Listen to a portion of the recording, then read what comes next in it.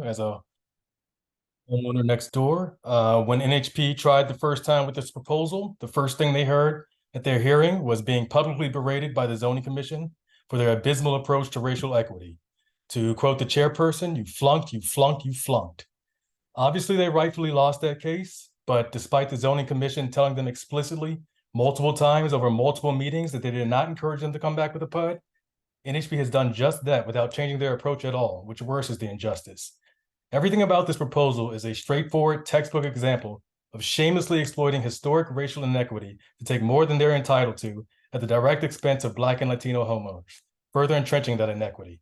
It begins with a blatant, unquestioned sense of superiority to us on the part of NHP, an understanding encouraged by our own commissioner, and it ends with threatening our community and only our community with being effectively walled out of the rest of the neighborhood the moment a grocery store gets announced.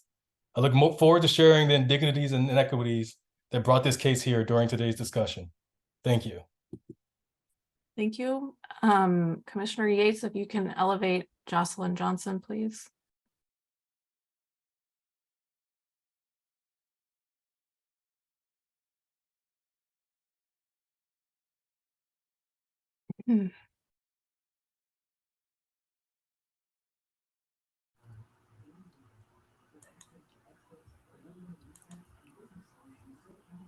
Can you hear me? Yes, we can hear you. I was trying to take the video, the video, make it turn on, but it won't come on. Anyway. Oh, okay. Start my video. Okay. Anyway, thank you for allowing me to speak tonight. My name is Jocelyn Johnson, and I really just wanted to come on to let you guys know that on September the 14th of this month, I was elected to chair the Ward 4 Mini Commission on Aging. We advocate for seniors in Ward 4. Thank you. And we have, I wanted to let you all know because from time to time, I hopefully will be bringing issues to you guys for support and for help to get the word out or what have you. There is at least one other person from 4B that's one of the officers. Her name is Gail Williams. I think she's in 4B 10 or 9, one of them, I forgot. But she's also vice chair. It's new, it just happened, so I'm not sure where the other officers are located. So I want to let you guys know that I'm on in two groups, Ward 4 Mini Commission on Aging, as well as DC Safe Streets Coalition, which address concerns that are brought to us regarding bike lanes. So, I might have to bring some of that stuff to you as well. But anyway, I just want to let you all know. So thank you so much. Thank you so much. Commissioner Yates, if we can elevate Uptown Main Street.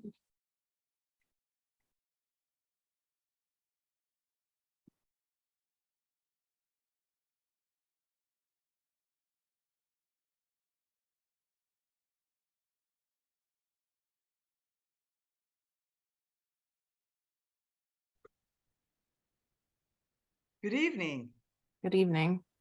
I wanted to also make an announcement on behalf of Uptown Main Street about Art All Night, because our celebration is on Friday, and it does include several nodes along Kennedy Street, but of course you're welcome to come to activations on the border of Georgia and Missouri.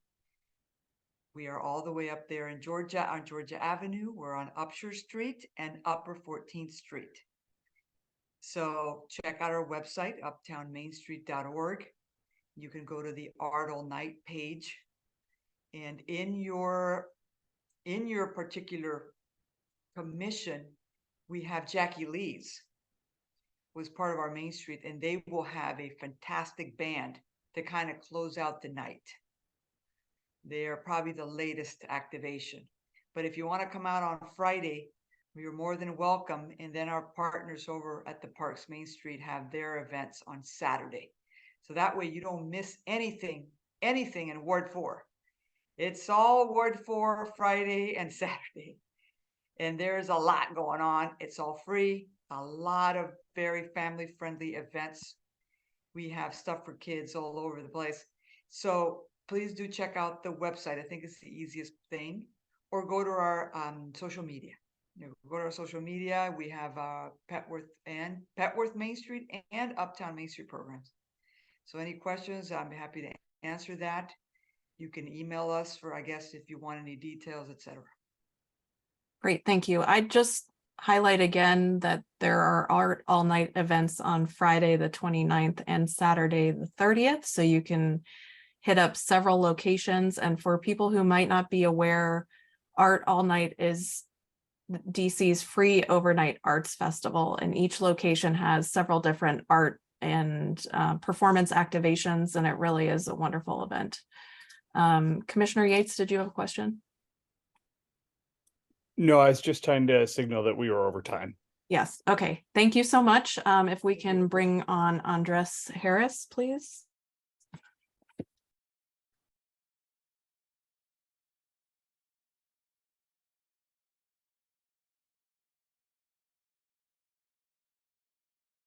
Good evening, everyone. Can you hear me? Yes. Thanks. So yeah, I'd also like to make a statement as a homeowner directly adjacent to the proposed development at 7050 Eastern Avenue, and ask the ANC to not support Commissioner Yates' resolution that's on the agenda tonight. With the Zoning Commission, they agreed after a lengthy discussion and debate that the size of that proposed development was not appropriate for our block. And honestly, we felt so powerless at that point that we were really so grateful for the legal protection that the Zoning Commission defended our quality of life and that we weren't negatively impacted by this outsized development. This was especially important since it felt like our own commissioner not only actively ignored, but in fact campaigned against the voices of us local residents affected by this proposal, many of whom have lived on this block for over 40 years since our cooperative was formed. We understand and support affordable housing because we live in it.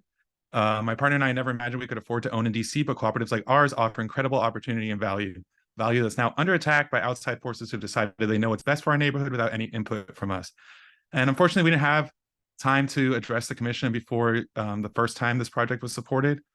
We didn't even know about it at that time. So I'm grateful for this opportunity, and I really do think it's inappropriate for this commission to support a resolution that chastises the zoning commission for doing their jobs, defending the law, and maintaining the quality of life in our neighborhood. So I implore this commission to please put people over politics and not support the resolution. Thank you so much.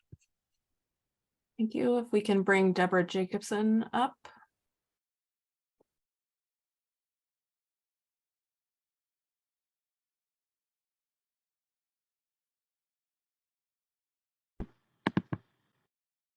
Hello. Pardon me while I pull up my statement. Hi, my name is Deborah Jacobson. I would also like to speak about the redevelopment of Elm Gardens, 7050 Eastern Avenue. I'm the president of the Elm Gardens Tenants Association. You already have a letter from the TA in this case, but I would like to speak as an individual here. The NHP proposal for this building is an effort to provide as much affordable housing on this site as we can. This is an effort that actively promotes racial equity, both for the current tenants of the building, which are about 70% Black and Hispanic, and also any potential future tenants. We did not exactly lose our case with the Zoning Commission. They told us to come back with a new proposal, and that's what we have today. Our building is in a beautiful neighborhood. It's close to the metro and it's affordable. I've lived here for nearly 20 years. I could not afford to live in DC if I didn't live here. Not only do I want to stay here myself for the long term, but I want as many other people as I can to have the opportunity to live in this great place. I'm fully in support of making housing on this property as dense as it can possibly be to give as many people the chance of living here affordably as possible. I would like to support this project and zoning amendment, and I urge the commission to do so as well. Thank you so much for your time. Thank you. If we can bring George Allen Smith up, please.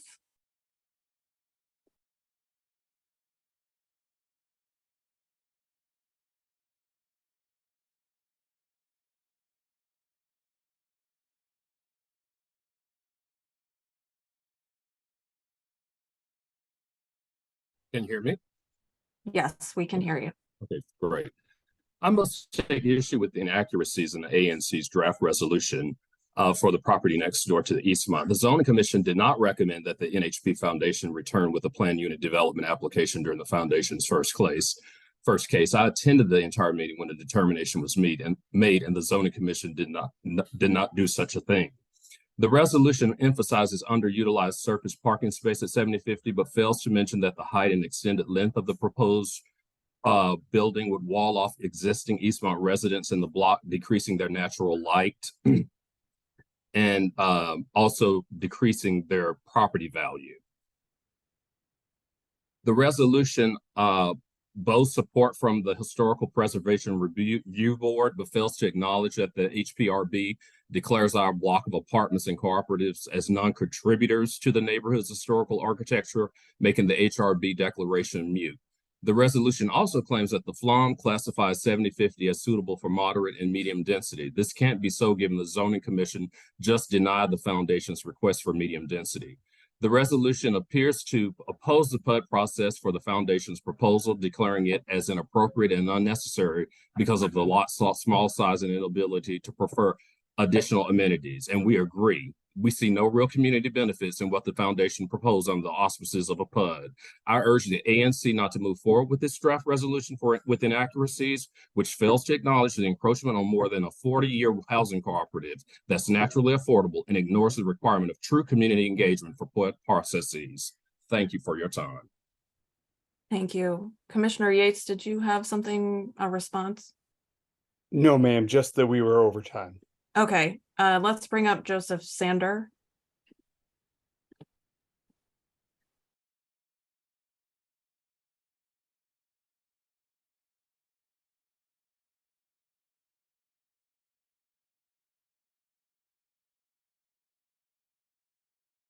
I'll just take this brief pause to remind everyone that community comments are limited to a minute. We don't have the timer running. We just ask that you do your best to stick to a minute.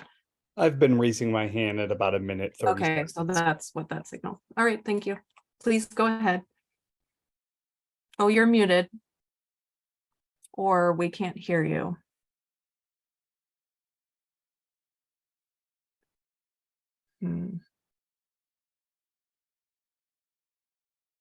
How's that?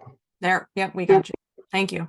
Excellent. Commissioners, community, I'm here to speak out against the Elm Gardens project. I'm very thankful for the opportunity to speak to you today about this important issue. My name is Joe Sandor, and I'm a resident owner at the Eastmont Cooperative. And this project will deeply and negatively affect us. Let's be clear. This is a request to expand the height and width of the structure. If approved, my unit will face a towering wall instead of the greenery that currently occupies the space, providing light, privacy, and nature. Facing a wall would mean a significant reduction in the quality of my life and my neighbor's life. Lack of sunlight, privacy, increased noise, and unknown threats to our current community access way. I'm not alone. Over a fourth of our units in this community will face this wall. I hope that you get to hear the voices today from the other members. And I hope you can hear their concern with this project and the limited time we have. Bringing this matter before you today, I think the developer hopes to circumvent the rezoning attempt that they did, if you recall, last May, by calling this a PUD. There's no public good here that I can see. It's just repackaging the same zoning request. Thank you. Thank you. If we can bring up Teresa Casertano.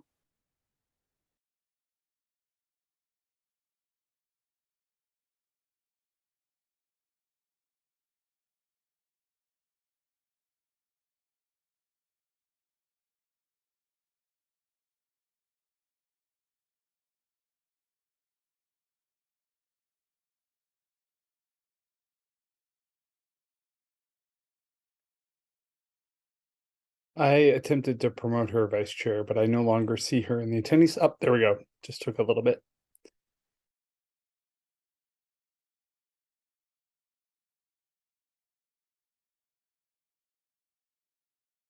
Thank you. Good evening. My name is Teresa Casertano, and I'm an owner resident at 7058 Eastern Avenue and a member of the Eastmont Cooperative. This evening, I'd like you to reconsider your resolution in support of an RA2 zoning request for the property at 7050 Eastern Avenue. We are not unsympathetic to the need for affordable housing near Metro Rail. That and the principles of racial equity are the whole basis of our nearly 40-year existence as a cooperative. We want and support improved housing options on Eastern Avenue, but we cannot support an RA2 that allows for a 5-story building that encroaches on sunlight, air, and air quality for at least 1/4 of our co-op members and the property values of all of the beneficiaries of our cooperative. Rather than treat us as recalcitrant, uncaring property owners, we suggest supporting a zoning request that complies with the same rules that all of us have followed and treats us like neighbors and part of one community and not adversaries who should be walled away and left to our diminishing property values. Thank you for the opportunity. Thank you. If we can bring, this is a number, Commissioner Yates, I don't know how you deal with this, 13019. I will say I am a little concerned about bringing this one since it's not a regular phone number, with the idea that it could be a Zoom bomber, right? Like that the person, I would ask the person maybe to consider changing the name so they could identify themselves so that we don't expose other Yes, people in our community. we can come. Yeah.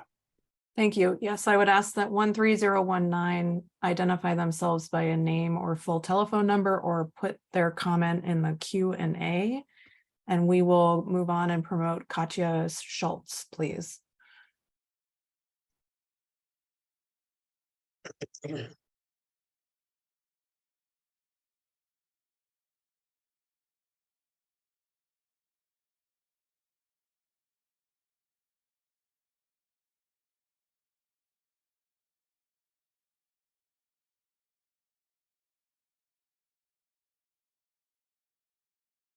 You're muted.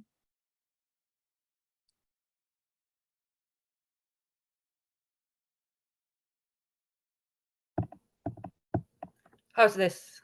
We can hear you. Thank you.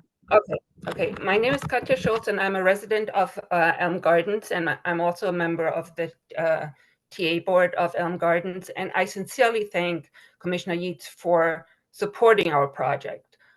We consider the residents of Elm Gardens consider it our project because we were deeply involved in the conception and making it happen through a COPA process. And I'm really dismayed about the very polemic characterization of that I've heard here by the members of the East One Cooperative. If you want to be viewed as neighbors, we want to be viewed as neighbors too. And the threats that face us are also very severe. We are faced with displacement. We want to create a home not only for us, but for as many other people as possible too in this building.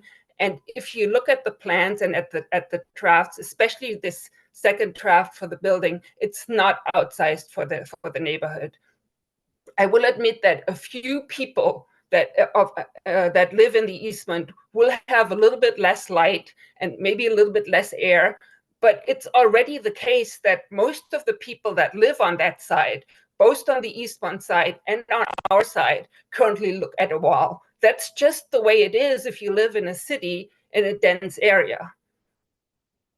A few more people are going to join those that are already faced with that reality, but I do not think that it is enough of a significant enough detriment to their quality of life to deny both us and our potential new neighbors the ability to live affordably in this neighborhood. Thank you.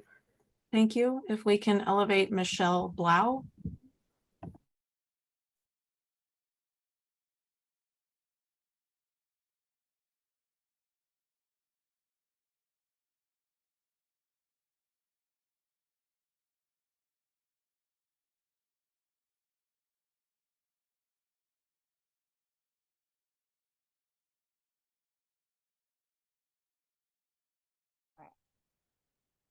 My name is Michelle, and I'm a resident of Elm Gardens. I'm here to speak in support of the redevelopment of 7050 Eastern Ave Northwest. I moved to Elm Gardens in the height of the pandemic. I was lucky to find a safe and affordable place to live in such challenging times. I fell in love with Tacoma and the local community. A year and a half ago, I suffered from a brain injury and I have lost my full-time job. I would not be able to afford to live in this area without this initiative. And I fear what would happen if I am not able to continue in this situation. I need access to a metro since I can't drive. And it's been extremely important for my recovery to be able to still maintain independence and my own place. And otherwise, I wouldn't have been able to. So we are people living in 7050 Eastern Ave. And so I hope everyone sees that as well. Thank you. If we can now elevate Teacher Lady 723.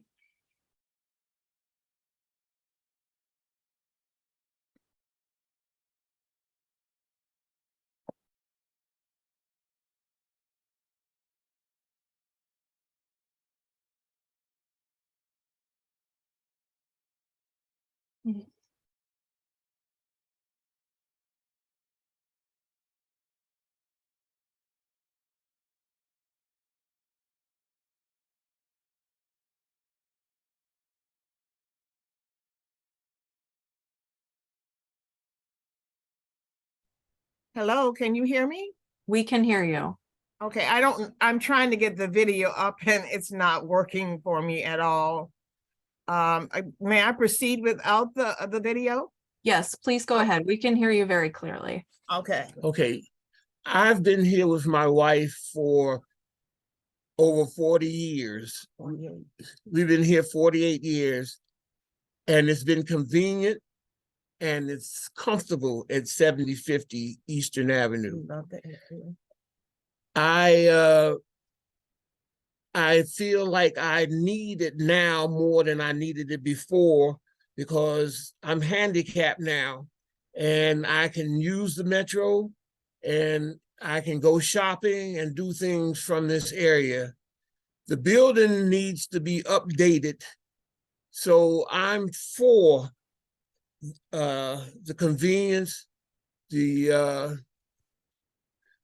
ability to go places and do things, and being neighbors requires both parties to be neighbors, as our folks talk about. So I'm for it, and I wish that they would consider all the options.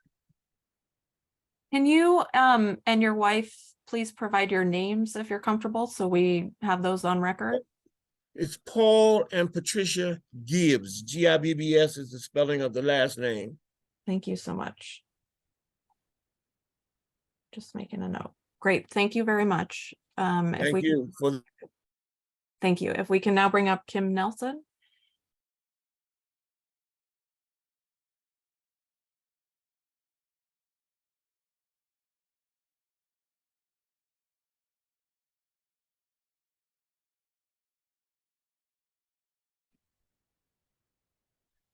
Hello, can you hear me? We can hear you. Wonderful. Here's my camera. Hi, everyone.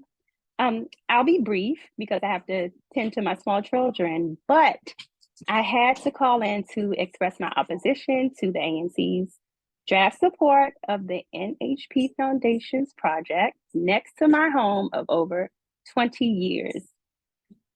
The project would be an encroachment on a tight block of buildings that are next to a huge wall. We don't need another wall in front of us, another huge building that will take away much of our natural sunlight. It's starting to get claustrophobic, just the thought of it. I know that some commissioners are concerned about how the city plans to take away a street lane and parking spaces from longtime residents of Kansas Avenue. Our situation here at Eastmont is somewhat similar. So if you have empathy for the Kansas Avenue residents, surely you can extend the same concern to us at Eastmont. Thank you for your time. Thank you. If we can elevate Glenda Thomas, please.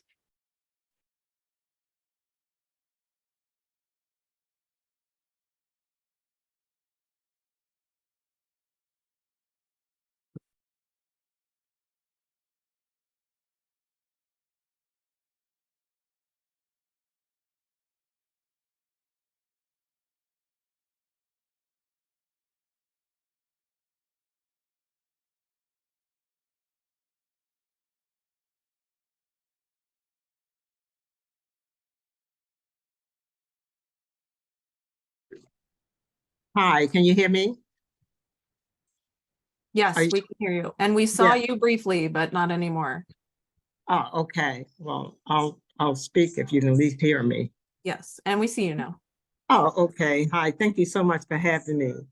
But as a lifelong resident of the DC, living here all my life, and now being here at Eastmont for nearly 5 years, I just wanted to express first that I am all about supporting affordable housing in DC.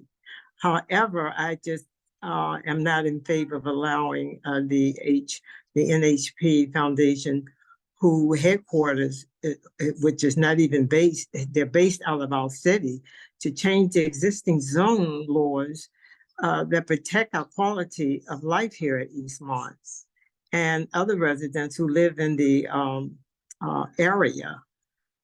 So with this wall coming up, and I live on the side where I get the sun, which is so important to me. I'm older and need the light. For this to come up, I would think that they would be considering the people who have lived here, like you've gotten people who say they've been here 40 and 50 years. But the last thing we would really need is another large building, described as 4 floors, which really going to be 5 floors with the residential living, walling us off from the neighborhood that our residents have enjoyed for so many decades.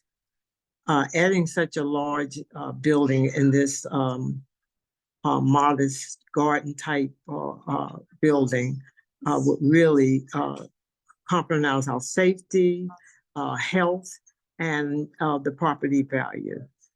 So I hope that the Advisory Neighborhood Commission would rethink the proposal of this structure coming up. And I thank you so much.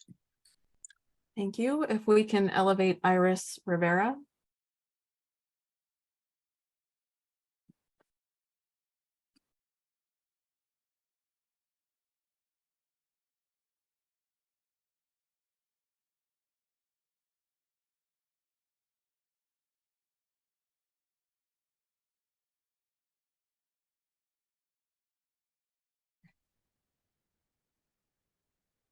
Hello, my name is Iris Rivera and I live at 7050 Eastern Avenue.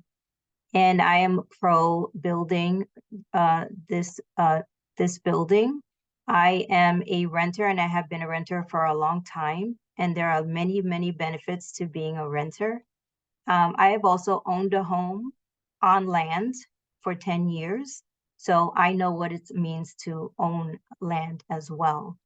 And I believe that I have a right to live in an energy efficient home with new amenities and upgrading my lifestyle and those of my co-residents here. I don't see how people are saying things like putting up a wall, or what was that other thing? The unknown threats. I mean, that's an insult to the idea that I, as a resident, am going to be a threat to you or the other neighbors that I have here that I live with here. Everybody here is very kind and neighborly, and as I'm sure they are as well at the Eastmont building. And as they mentioned, I think it takes two. We all have to be neighbors with each other. I don't see how. I know that I am not a threat, and I know that the new people who are coming into this building are also not a threat. And I know that I have a right as a resident, as a human being, and as a renter to live in an affordable home and to live in something that's been renovated. And as far as being more neighborly, I don't know if you can see this light on my face, but Eastmont has put up these stadium lights in the back of their building that shine and light up my apartment. It's like the mothership landed back there. It's very aggressive. I don't consider that very neighborly. It's actually messing with people's sleep patterns here in 7050. And people are actually feeling ill over these lights because they're losing sleep. We all know what light pollution does to the body and the metabolism. it actually makes people sick. I mean, lights have been used in war as a torture mechanism. So anyway, I'm here because I am pro building Elm Gardens. Thank you. If we can elevate Regina Carmen Page.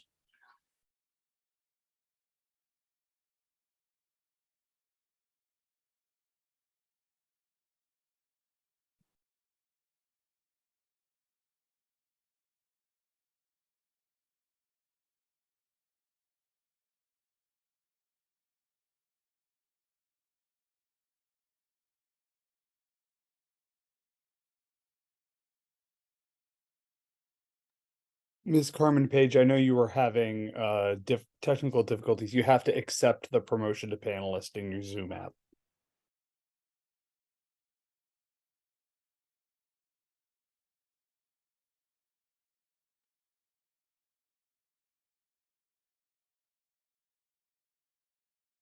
We also have a resident named Susan Miller who has been, I think, trying to raise their hand. Susan, if you can raise your hand, we can call on you. If that doesn't work for some reason, please feel free to put your comment in the Q&A and we can read it out loud. Hi, can you hear me? Yes, this is Okay, Susan. good afternoon. Thank you so much for allowing me to speak. First, I think the threat of development is being conflated with residents being a threat. No one at Eastmont considers any of the residents at 7050 a threat. I am here to say that I do not support not necessarily the redevelopment of 7054 or the renovation of 7050 or the renovation of 7050 because it is not being renovated, it is being raised, and a behemoth structure is proposed to be put in its place.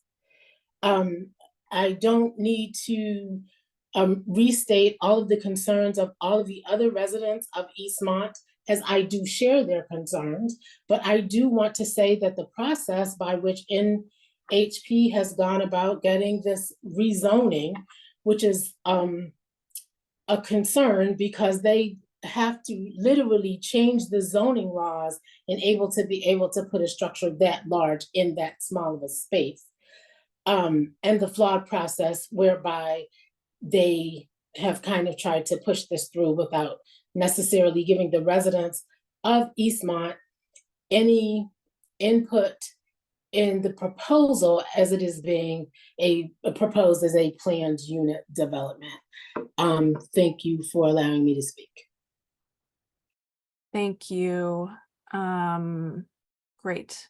I'm going to give just another 10 seconds or so for any other hands raised. Please, if you have. Ms. Carmen Page has been promoted, so you can great. call Great. on her.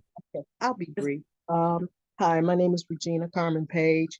Full disclosure, I'm a former tenant at Elm Gardens. I lived there for almost 19 years. And I'm not going to reiterate what others have said. I share concerns on both sides of the issue, but what is most concerning to me is the process. I don't think that it is a good idea to promote an inclusionary development and have an exclusionary process. And that is what I took issue with before I even left Elm Gardens. And here we are. So I hope that going forward, that we have a more inclusionary process that involves reaching out to both sides on all matters that are of common concern to both sides, because I was really disappointed. Actually, I was dismayed with how we were addressed during the BZA hearing in April. Commissioner Yates, your tone was very disrespectful. You talked over us, you talked down to us, but I'm just saying do better going forward, because regardless of how we all feel, the development is going to happen in some shape or form. So I would like to believe that we could have a more productive and less adversarial dialogue going forward. And that's all I have to say. Okay, I think we have sorted out the 13019 number is a resident named Connie Hanlon. If we can bring up Connie Hanlon, please.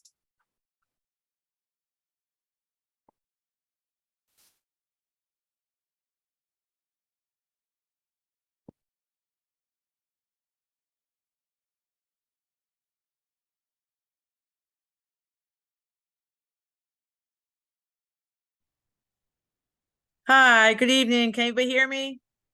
Yes. Okay, I'm so sorry. I'm on a new laptop. I did not know I was 13019. So my apologies for that. So let me get my video together here so you guys can see me. There I am. Hello.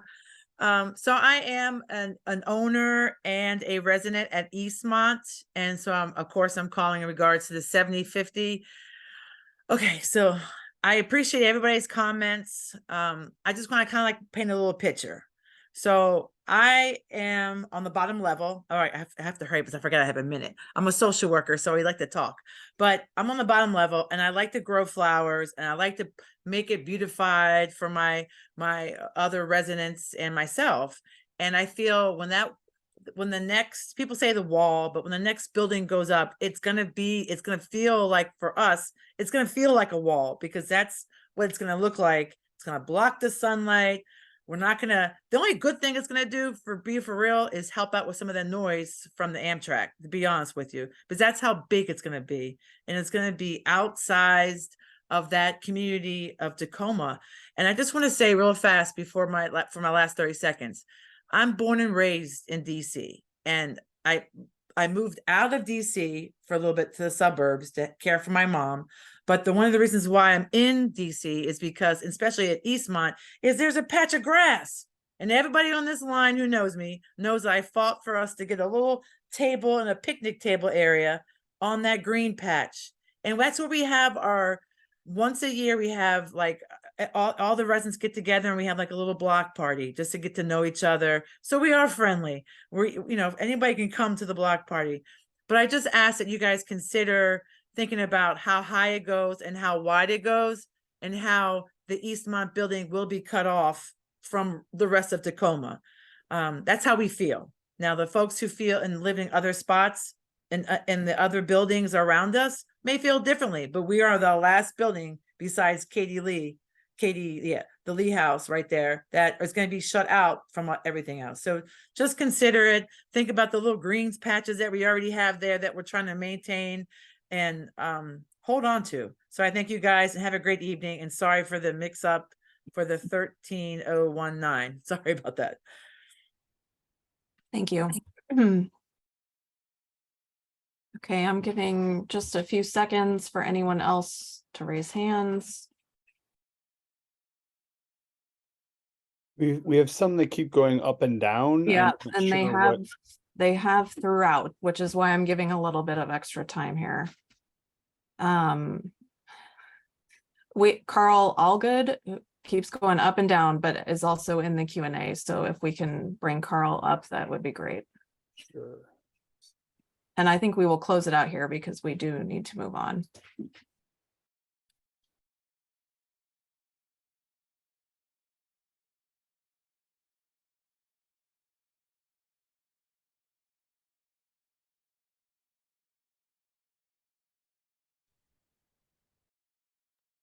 Oops.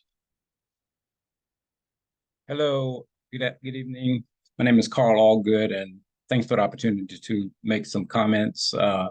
My comments are in sync with the other tenants. I'm at 7054, been here for 40 years, and believe in opposition to this project, ANC support of this project resolution. It will be an infringement on our quality of life. I understand, as a social worker, everybody needs housing and advocate for housing before they're left out. But there's how the process is done in terms of the quality of life. So that's basically my comment. Thank you. Thank you. All right. With that, we are moving on to item number 5 on the agenda, which are our institutional representative reports. I'm wondering if we have Sophia Ticola from the mayor's office here. I did not see her. And, oh, she is here. I do see her. If we can elevate her, please.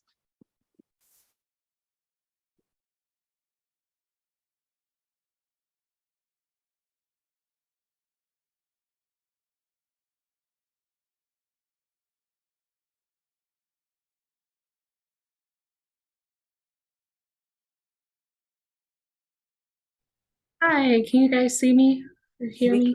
We can see and hear you. If you can limit your statement to 3 minutes, that would be great. Perfect. So I'll make this quick. I'm starting wanting to make sure that everyone is aware that this weekend from September 29th to October 1st, we are going to be very crowded in this city. Thank you, Commissioner. We're going to have about 450,000 people visiting from all over the world. So think about parking if you are coming to the World Festival. There's going to be about 17,000 performers. And if you, I'll put all the links in the chat as well. If you want to register, it is a free event. The registration is definitely more so to give people an idea of how many people from DC are going to be there as well. And then in additional to that, we have BC all night. That is the same time as the festival from September 29th through 30th. And we have activities all throughout the community, and 4B, you guys are definitely highlighted as well. So once again, in the chat, I'll put all the information about that as well. And then a big thing happening tomorrow is the opportunity for a testimony for the chief of police. And so it's going to start at 11 a.m. If you've already registered, you can come in person to John Wilson, or you are able to do it over the phone as well. And once again, we'll put all of that into the chat. And this will be a time to say whether or not you are in support and what you like, what you want to see. Public safety, I believe, has been rightfully so on a lot of our conversations, every single call. For a good reason. And so it's really important that we make sure that we are hearing from every single person who wants to raise their concerns and raise their highlights of what they like. I know one thing the chief has been working on is making sure that the police are walking around and out of their cars. And so maybe conversations about that, you can check in with your community members. Is that something you're seeing in ANC? Or not ANC, but Ward 4 in general? We have been doing weekly walks, and they've been being led by Officer Lacine and Officer Hamrick with Commander Lavenhouse. And so that is definitely something to look out for, and to reach out to either Officer Lacine or Officer Hamrick to know where those meetings are. Commissioner Cohen? Thank you, Sophia. Yes, Commissioner Cohen, your question. Thanks, Sophia. Do you know if the acting chief of police has any plans to walk in Ward 4 on some of these walks that are going on? I know the commander is at some of them, but does the acting chief plan on participating? Yes, and so that is, I don't know her schedule, but that is a big reason that they are doing these walks. Is from my understanding, what we've been told in the mayor's office is like every week, all the commanders say, hey, for this week, this is where I'm walking. And then the chief picks where she's going to walk. So that's another thing to look out for. I can get the information. Let me make sure I write this down. But where the chief is going to be walking in the future, to see she's going to be walking in Ward 4, something that people would want to join. I know that I talked to Officer Hamrick and Officer Lacine recently about, hey, when we're doing these walks, it's really important that we're letting not just a community people know, but specifically and especially the ANC commissioners and talking to them of where do you guys want to walk, because I think it's so often when we do community walks, it's after the fact, and we want to make sure that we are doing community walks before tragedy strikes. Commissioner Zerk? Go ahead, Commissioner Smith. Good evening, Mr. Cola. I have a question about Whittier Swing Space. Do you have an update for us? I know we still have a lot of community members who are, I guess, growing frustrated by the fact that they have to, I guess, resort to, I guess, risk losing teachers and maybe enrollment decrease. And so they're growing obviously frustrated. So I want to know if you could give us an update on that, on the swing space. Yeah. Do you know where they heard that there was a risk for losing teachers? Well, that is the claim that, is pretty much going out of their way to have to travel to Sharp. And so obviously they have requested that possibly Third and Sheridan would be a great swing space, but the only thing they have received was a no, and not necessarily an explanation as to why. So I guess we just need a little bit more information so we can inform everyone where we are with that. I can definitely look into that before they start fixing everything up at that school. And then also another thing that we have coming up is that, sorry, bear with me one moment. We also have, sorry.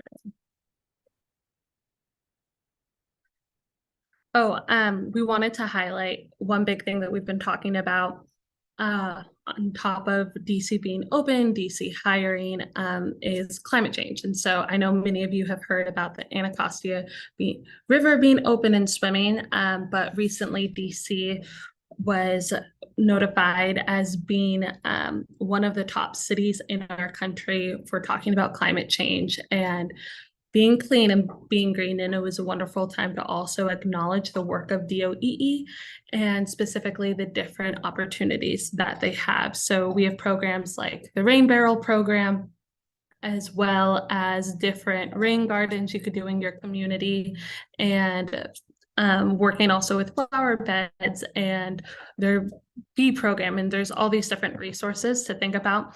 And then also even planting trees on your block. And as DOEE, they offer all of these different resources. So when we're wanting to work with keeping clean and keeping green, keep that in mind, as well as if you have any need for doggy bags. I've gotten a couple emails from some people in specifically ANC 4B about dog bags waste, specifically at schools during the weekends. And so keeping in mind, if we want these bags, please reach out to either me or Clean City, and we want to make sure that you guys get that. And then also wanting to make sure that if there's any big cleanups coming up, please let me know, and I would love to be there to support. Do any other commissioners have questions? Go ahead, Commissioner Yates, and then I have a question as well. I wanted to ask about the school boundary redistricting process that's currently underway by the Deputy Mayor of Education. So you may recall, this is a periodic process that occurs. It happened, there was a recommendation of the commission last time, and then Mayor Bowser intervened to alter the boundary feeder patterns for her neighborhood, for her community. It was the only change she made. Does she intend to follow that boundary process recommendation all the way through this time, or is she going to tweak it? I can get back to you on that as well, and then also make sure in this email chain that we are bringing in our school leaders into that conversation as well. Perfect. Thanks. I'll look for that. Thank you. I just want to echo Commissioner Smith's comments about Whittier and highlight that there were recent HVAC issues. There are persistent facility issues, and it's why the extended period of time they've waited for modernization has been so important. It's why their roof replacement was so important, and it's why they deserve some attention in terms of how their swing space is being addressed, to make sure that they have flexibility in what can be offered to them. And my question relates to if you have any information on the District Department of Public Works and their procurement of super cans, which have been delayed for quite some time. I've gotten several resident requests. The last update I had heard was that there would be a shipment on September 30th, and I'm wondering if that's accurate and if that will be sufficient to meet need for the existing requests. Yes, I was actually in a meeting today with DPW, and talking about their cans was one of the topics of concern, and they said they would get back to me by the end of this week, so I can make sure that you're a part of that conversation as well, because that is an email I'm looking forward to. Great, thank you. Any other commissioners? I will also give a moment for any residents who might raise their hands to ask a question. Great, we have Jocelyn Johnson. Commissioner Yates, if you can elevate her.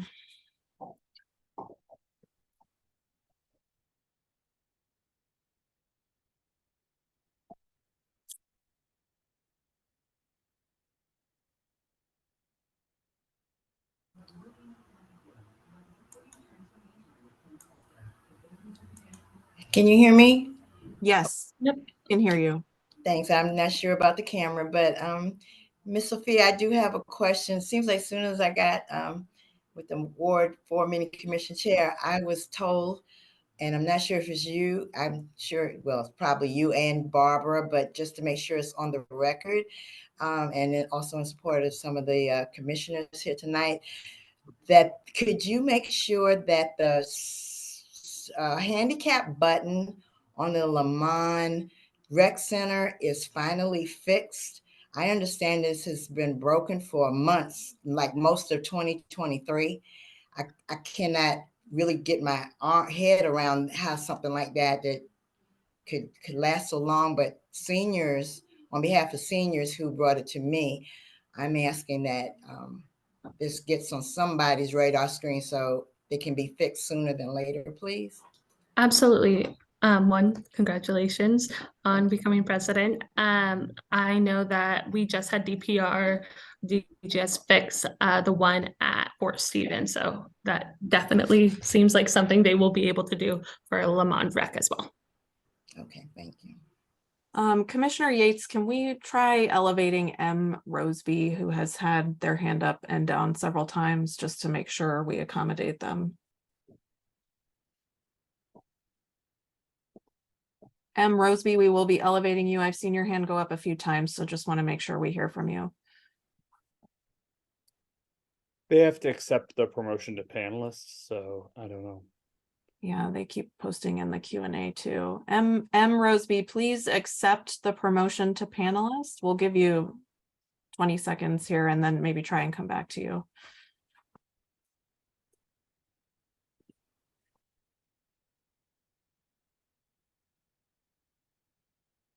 All right, we may try again later. All right, thank you. One quick thing, it's for Commissioner Cohen.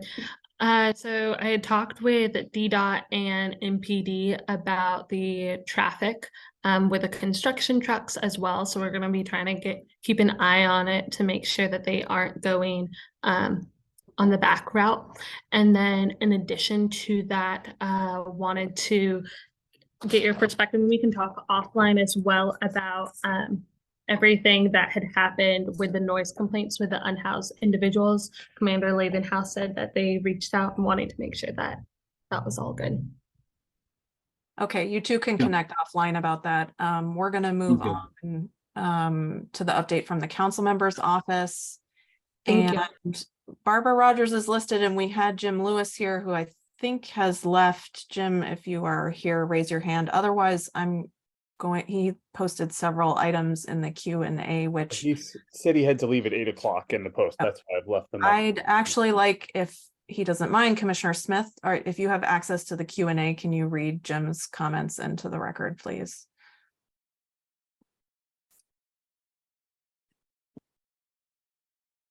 You're muted. Duh. Okay. So, excuse me. So first message. Hey all, this is Jim Lewis from CM Lewis George's office.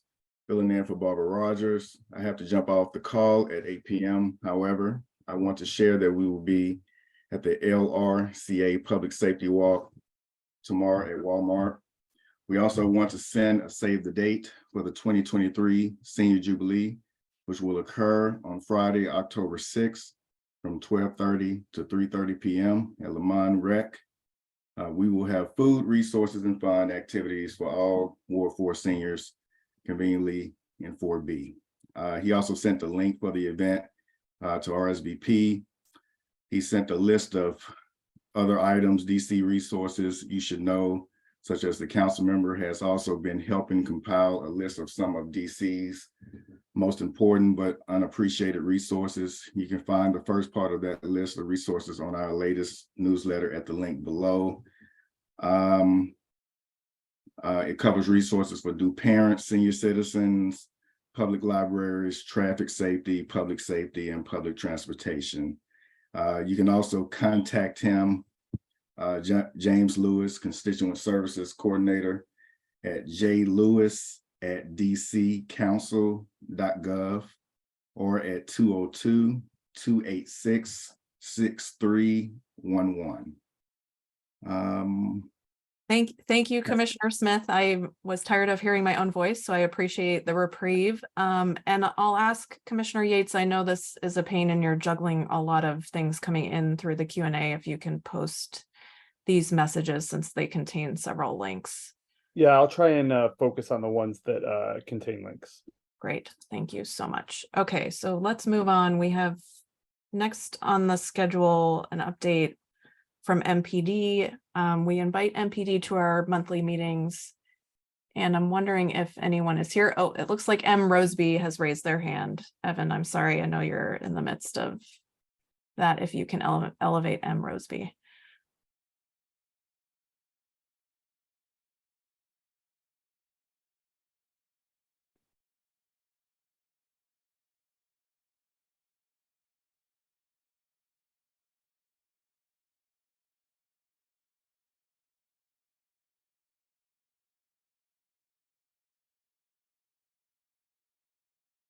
Do we have M. Roseby with us? Hello, can you hear Yes, me? we can hear you.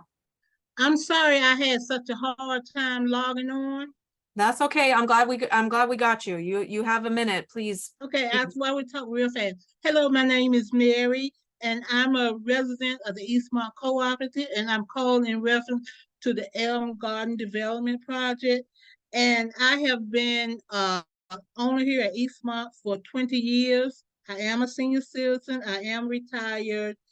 And I know this conflict between the 56, Eastmont 56 and Eastmont 50.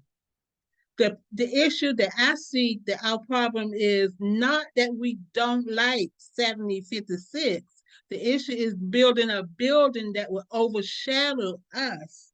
They can build, reconstruct that build, but it should not take away the sunlight from us. We need our sunlight. Me personally, I need my sunlight. A taller building will take the sunlight from my building. I live in 7056, where the sun will be blocked.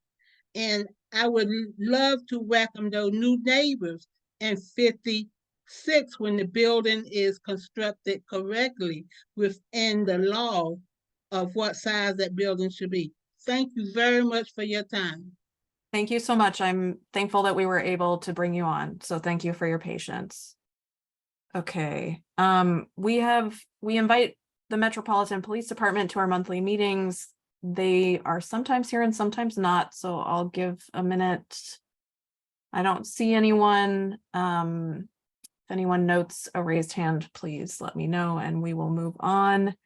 Next is the Housing Justice Committee update, which I will provide as the Housing Justice Committee Chair.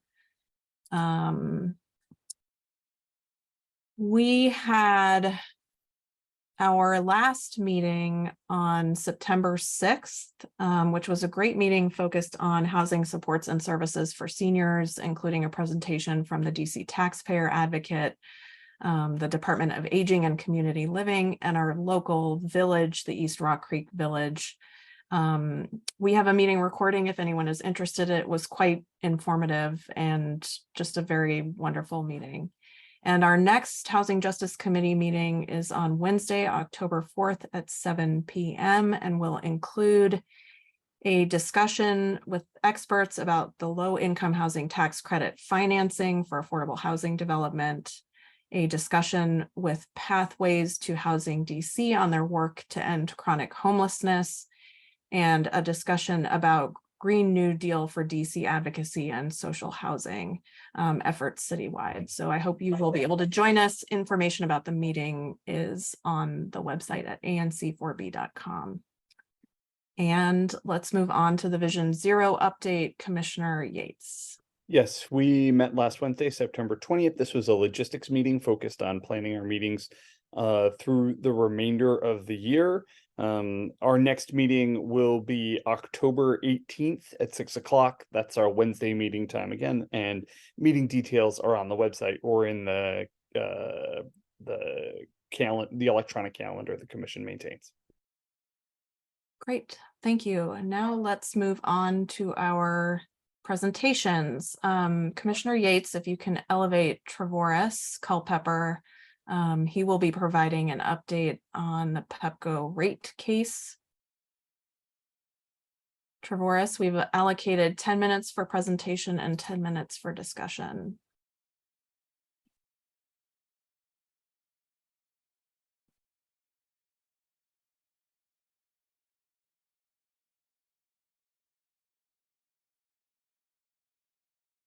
Thank you so very much. Can you see me? We can see and hear you. Thank you. Oh, wow. Thank you so very much. I really do appreciate the opportunity to come before the commission to talk about the multi-year rate plan that really is appropriately placed because next you have DOEE, which will sort of bleed into some of the things that will enable some of the initiatives that they're going to talk a little bit about. If you can allow me 1 second to share my screen. I'm actually going to pull up the presentation that I have. And please let me know if you can see this.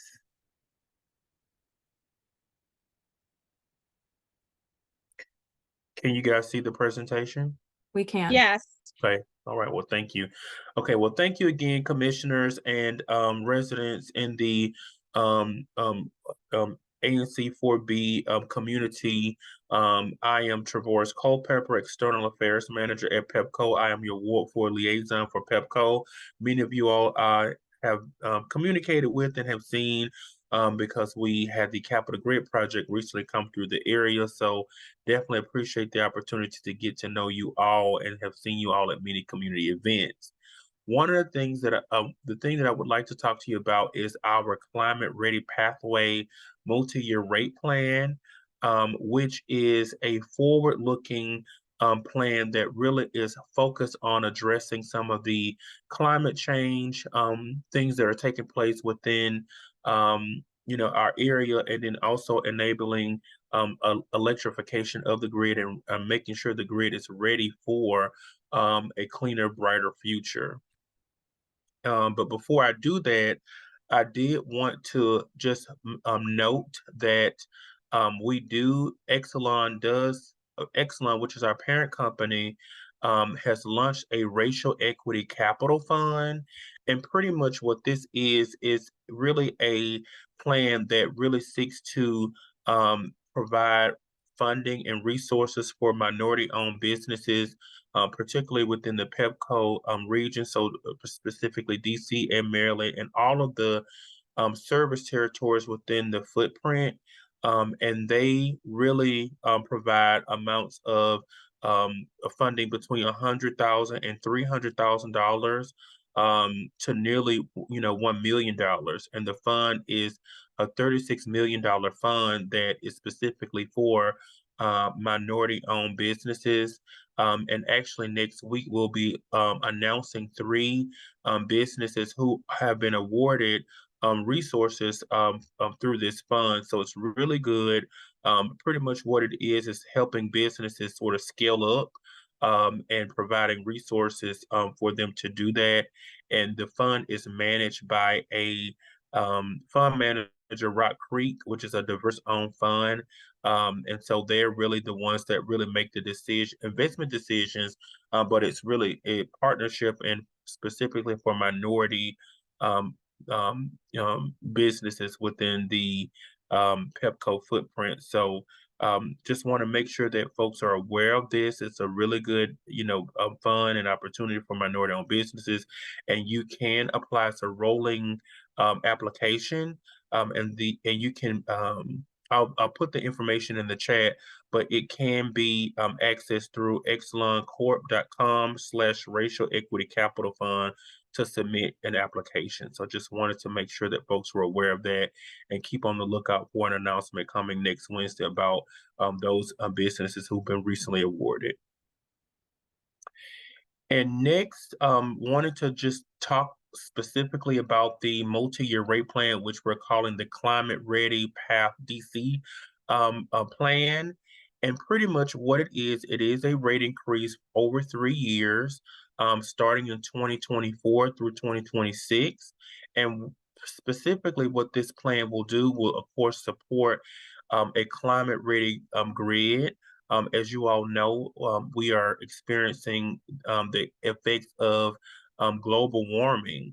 And what that means, stronger, more severe weather, stronger weather patterns, and we have to make the investments to ensure that, the grid is ready for increased and severe weather and storms. And so this will allow us to put in a lot of the infrastructure, newer technologies that will help us to, combat the climate change that we're experiencing.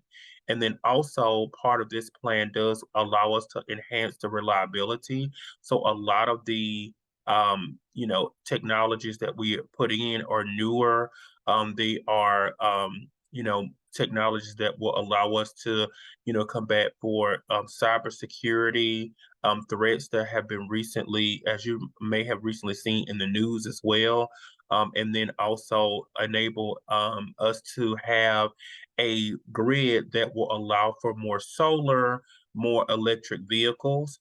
And so this is a plan that we put forth that is over 3 years, where we will make the investments to ensure that the grid is ready for the shift towards a more electrification. And we know that this is this plan will enable us to meet the clean energy goals that the District of Columbia has set forth, which will require us to be carbon neutral by 2045. And so this plan does enable us to get there by allowing the grid to be to host more solar and more electric vehicles, and then also again making sure that it's ready for climate change and more severe weather storms. Part of this also does require what has part of this proposal, asks that we expand, energy efficiency programs, as well as programs that will allow us to provide more programs to reduce your bill. So that is something that is, part of this is just expanding more affordability as well. And again, some of those focus areas that I talked about, are really just, making sure that our grid is, sized appropriately for that transition. It enhances energy assistance programs. And then part of this plan does allow for more employees to handle requests for interconnections. So as we are installing more solar, as we are installing more electric vehicle charging stations, we will need to expand our staff in order to handle a lot of these requests that we will get. So it's allowing us to have better service for our customers and able to allow some of these newer solar EVs to be put on the system quickly because we'll have the staff that's able to, assist with that as well.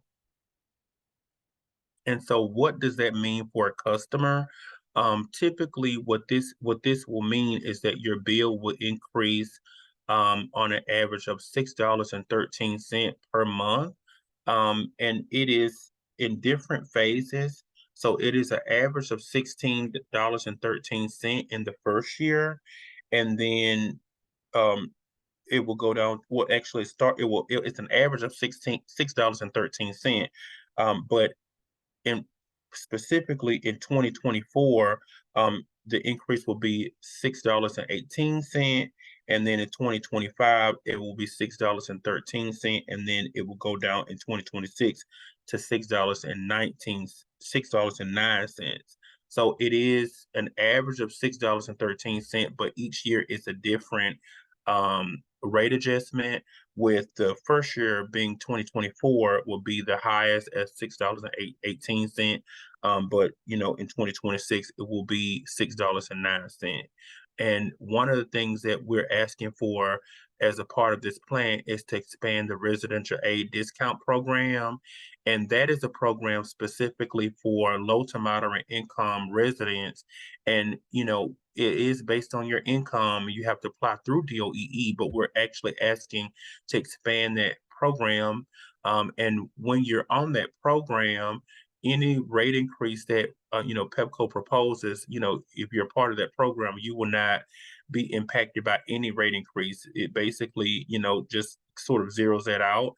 So on average, RAD customers have a discount of 25%. It's 25% lower on the average overall bill. So any type of increase, you really won't see that because it is a discount on your bill. And we're asking for that program to be expanded as a part of this multi-year rate plan. And then, oops, let's see here. Sorry, I lost my train. Okay. And then that sort of takes us to some of the energy assistance programs, because oftentimes when we hear bill increase, people sort of forget that there are multiple different energy assistance programs that we have that is, will help you. And a lot of times, customers do not know about these programs or sign up. So, I talked about the residential aid discount program. You won't be affected by a rate increase if you're signed up for this program. There's also still available the senior disability rate credit, which is about $7 million that was set aside through the PEPCO Exelon merger, that does provide a credit of $7.50 until it expires. And it's usually tied to the DC homestead deduction or senior, or what we used to call senior citizen disabled property owner tax relief. And then another program that we have that is actually something new that we started, which is the arrearage management program. And what this is you have to be a RAD customer, somebody who is signed up for the residential aid discount program, and your bill has to be at least $300 or more for at least 60 days past due.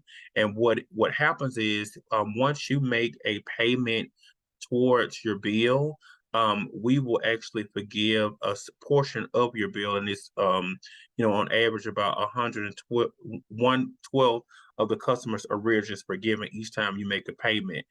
So this is something that we started in partnership and work collaboratively with several different organizations, including DOEE, to come up with what this program will look like. And they do have these programs in several states, the arrearage management program, and that is something that we have here in DC. I believe it started in 2018, but that is something that is available for customers to help lower your bill. And then also there is the LIHEAP program, which is a federally funded program, which is based on income. You do have to apply through DOEE as well. And this is federal funds that will apply to your bill to help cover the cost of your bill. But again, it is through You have to apply through DOEE. They manage the application process. It's federally funded, and it's money that you can put towards your bill to help lower your bill as well. And you can, you can be eligible for all of these programs. So you don't have to, it's not like if you qualify for one, you don't get the other. If you're eligible, you're eligible. And we want, all of our customers to, take, participate in these programs if you're eligible. And we do believe that there are a lot of customers that could take advantage of these programs, but just don't know about them or, have not applied. So we're encouraging folks to really, seek this information and log on to the website. You would call 311 to DOEE so that you can apply through these programs. And then also, we have several different programs within PEPCO. My computer, sorry about that. My computer is sort of freezing here. So apologize for that. But as you can see here, let me pull this back up. I do apologize for this. Let's see.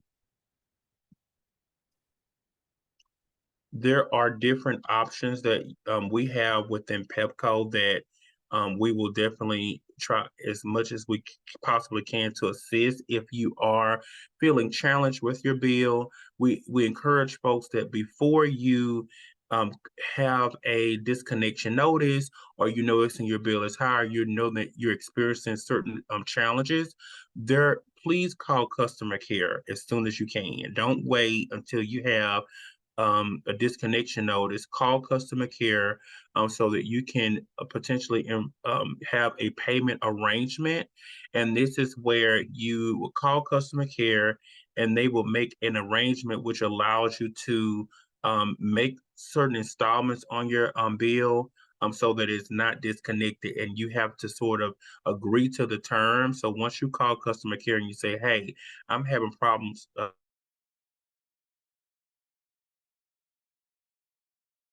that you have to meet, and it'll be a set amount that you would have to pay each month to so that your bill can come out of arrears. We also make due date extensions as well. So if you're knowing that I'm not able to pay my bill on a particular day or month, you can request to have the bill extended, the due date extended without incurring a late charge. And then there's also budget billing as well. And this is where we sort of take your bill and spread it across month by month, and it'll be a fixed amount each month. So, that really helps to kind of have predictability on, paying your bill. So it's not going, up and down each month, but you have to sort of call customer care and, sort of work that out with them as to what that budget billing amount would be. And it's based on your particular situation and then the amount of your bill as well. And that we do require you, if you're going through the budget billing program or the payment arrangement or request that, you have to meet the requirements. You have to meet your payments, whatever the agreement is. And then also there are also organizations that do provide energy assistance, like the Greater Washington Urban League, Salvation Army as well. And those funds are based on first come, first serve. So if please reach out to those organizations as well. But again, I do encourage you, if you're having trouble or need to, want to make an arrangement or need your bill lowered or just want to inquire about some of the things that I mentioned, please call customer care at 202-833-7500. I really encourage you all to do that. They really will work with you. So I definitely do encourage folks to do that. And then that Trevoris, we're I hope you're at the end because we're at the end. Great. Thank you all very much for your time. Thank you, because I think the energy assistance information is quite important. So thank you for taking the time to walk through that. Are there any commissioner questions about the presentation? Go ahead, Commissioner Yates. Yeah, I wanted to ask two questions. One is, the Pepco's last rate increase was just June 1st. And obviously you're applying for another one beginning next year. Is there any plan to mitigate future rate increases, to not have to ask for them so frequently? And then the other question I had is, with regards to the transition to a more sustainable future, obviously there were all these problems with Pepco's implementation of the community solar program in DC. Like, will this money resolve those issues? And are there any fossil fuel facilities you're going to take offline and stop polluting because of these improvements? So first, let me answer your first question. So, what you saw in your bill, it wasn't a rate increase on June 1st.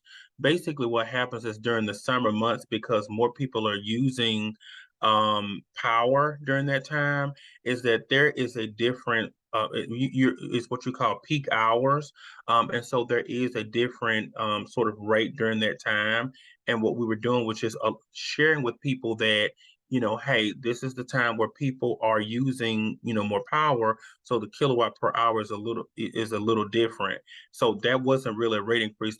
What we filed a multi-year rate plan a few years ago. And so now we're at a time where we're filing yet again, because it was in 2019 that we made our request.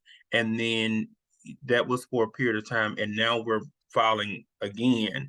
And this is specifically for all of the things that I just mentioned, is to make sure that our grid is more is ready for more EVs, more solar, things like that.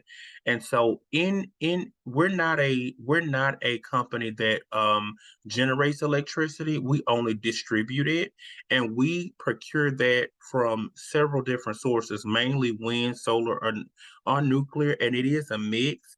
So it just totally depends on where they're sourcing it from. So we're not, in the business of generating anything at all. We're actually buying it on the wholesale market. It's coming from Pennsylvania on a wind farm, or it's coming from, different areas, and we're actually distributing to your home. So that's number one. That's number one. And then number two, I know that you talked about the solar craft issue, which is an issue. And that is something separate and apart from what I'm talking about. The craft issue that you're speaking about is really dealing with solar providers and then subscribers. It was just, we misinterpreted a regulation on how for the solar for all program. So we we're supposed to install just a CREF meter. But then we ended up installing another meter as well. So right now what we're doing is working with the Public Service Commission on coming up with the timeline to remove those regular meters and only leaving the CREF meter. But this multi-year rate plan, it is something that is in line with the district goals of reducing our carbon footprint by having more electrification as far as EVs. I know that there's proposals for most of the buildings that are going up to be more electric and fully electric. And so we're just making sure that our grid is able to handle all of the new things that are coming online that will help us get to a cleaner, carbon-free, environment. And so in order to do that, we have to put in new technologies. We have to make sure that the grid is appropriately sized to do so. And one of the things that we're also doing is to seek additional alternative funding from the Infrastructure and Investment Job Act that was passed by President Biden, which makes available funding for electric companies, railway, ports, all things infrastructure to make those improvements. And that does sort of offset the cost. So we're doing that as well.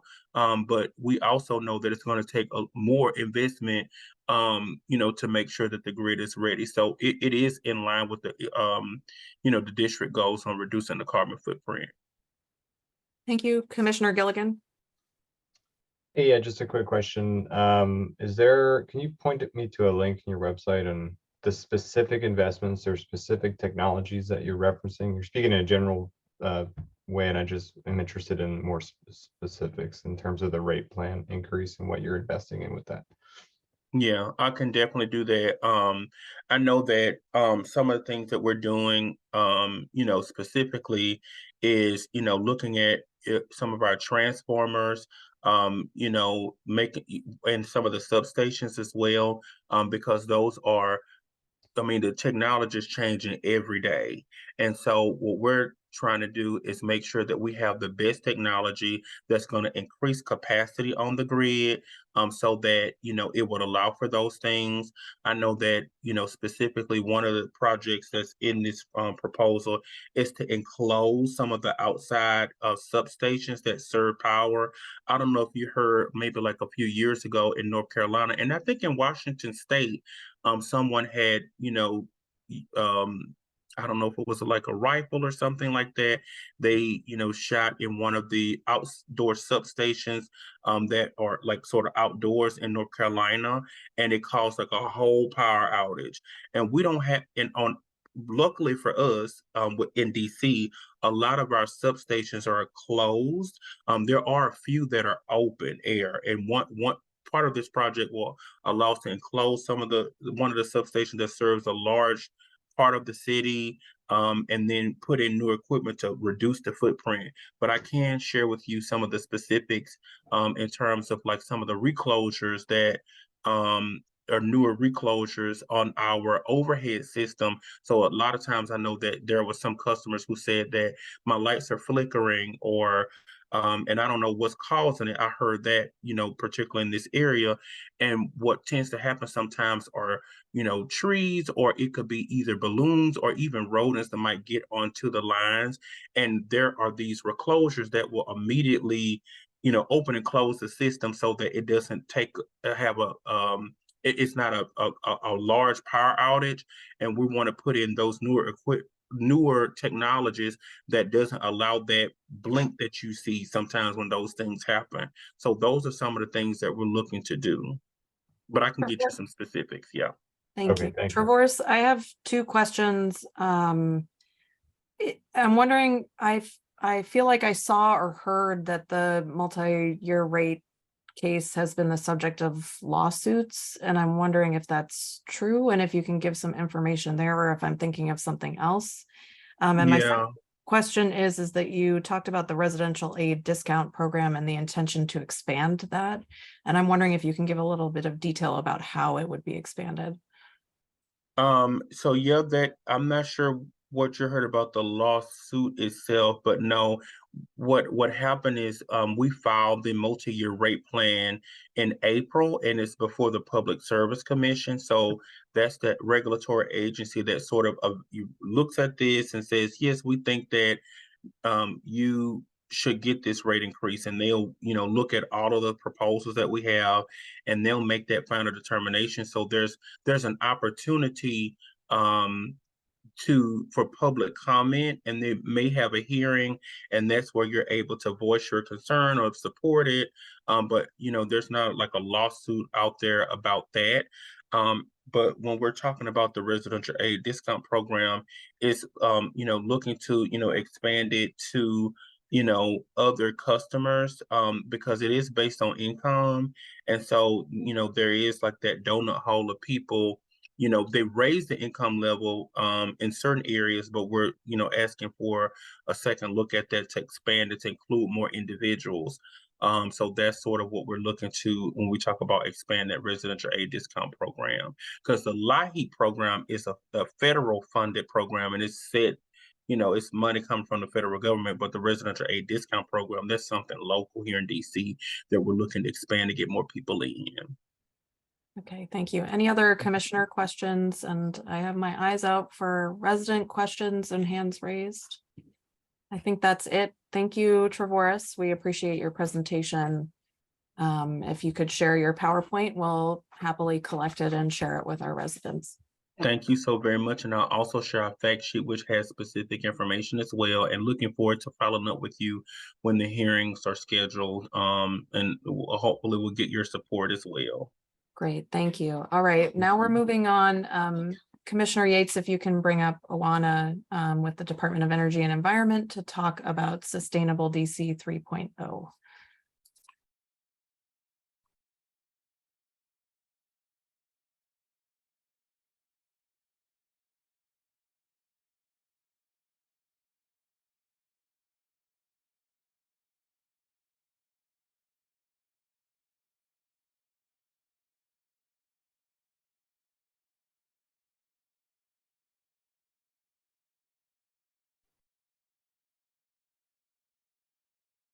Hi, everyone. This is Juan. I'm with the Department of Energy and Environment. Thank you, Commissioner Palmer, for the invite to share some information with you all today about DC's sustainability plan. I do have a presentation, so please bear with me as I share screen and bring that up.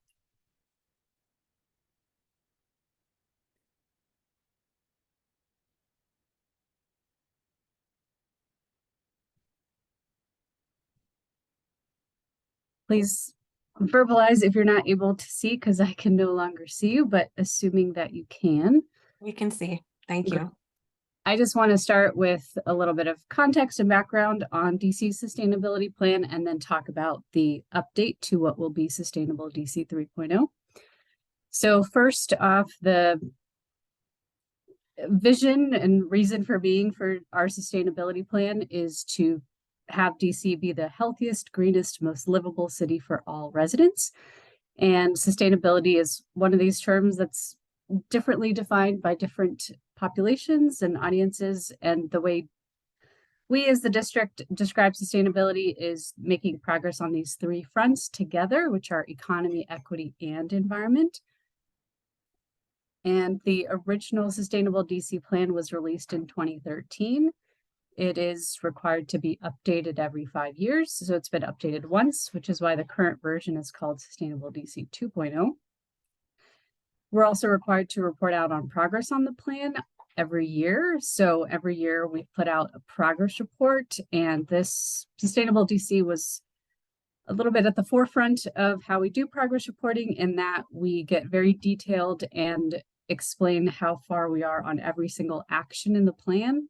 And there are over 150 actions in the plan. So there's a dedicated website to the plan. It's called sustainable.dc.gov. And that's where you can see these progress reports to see how we're doing.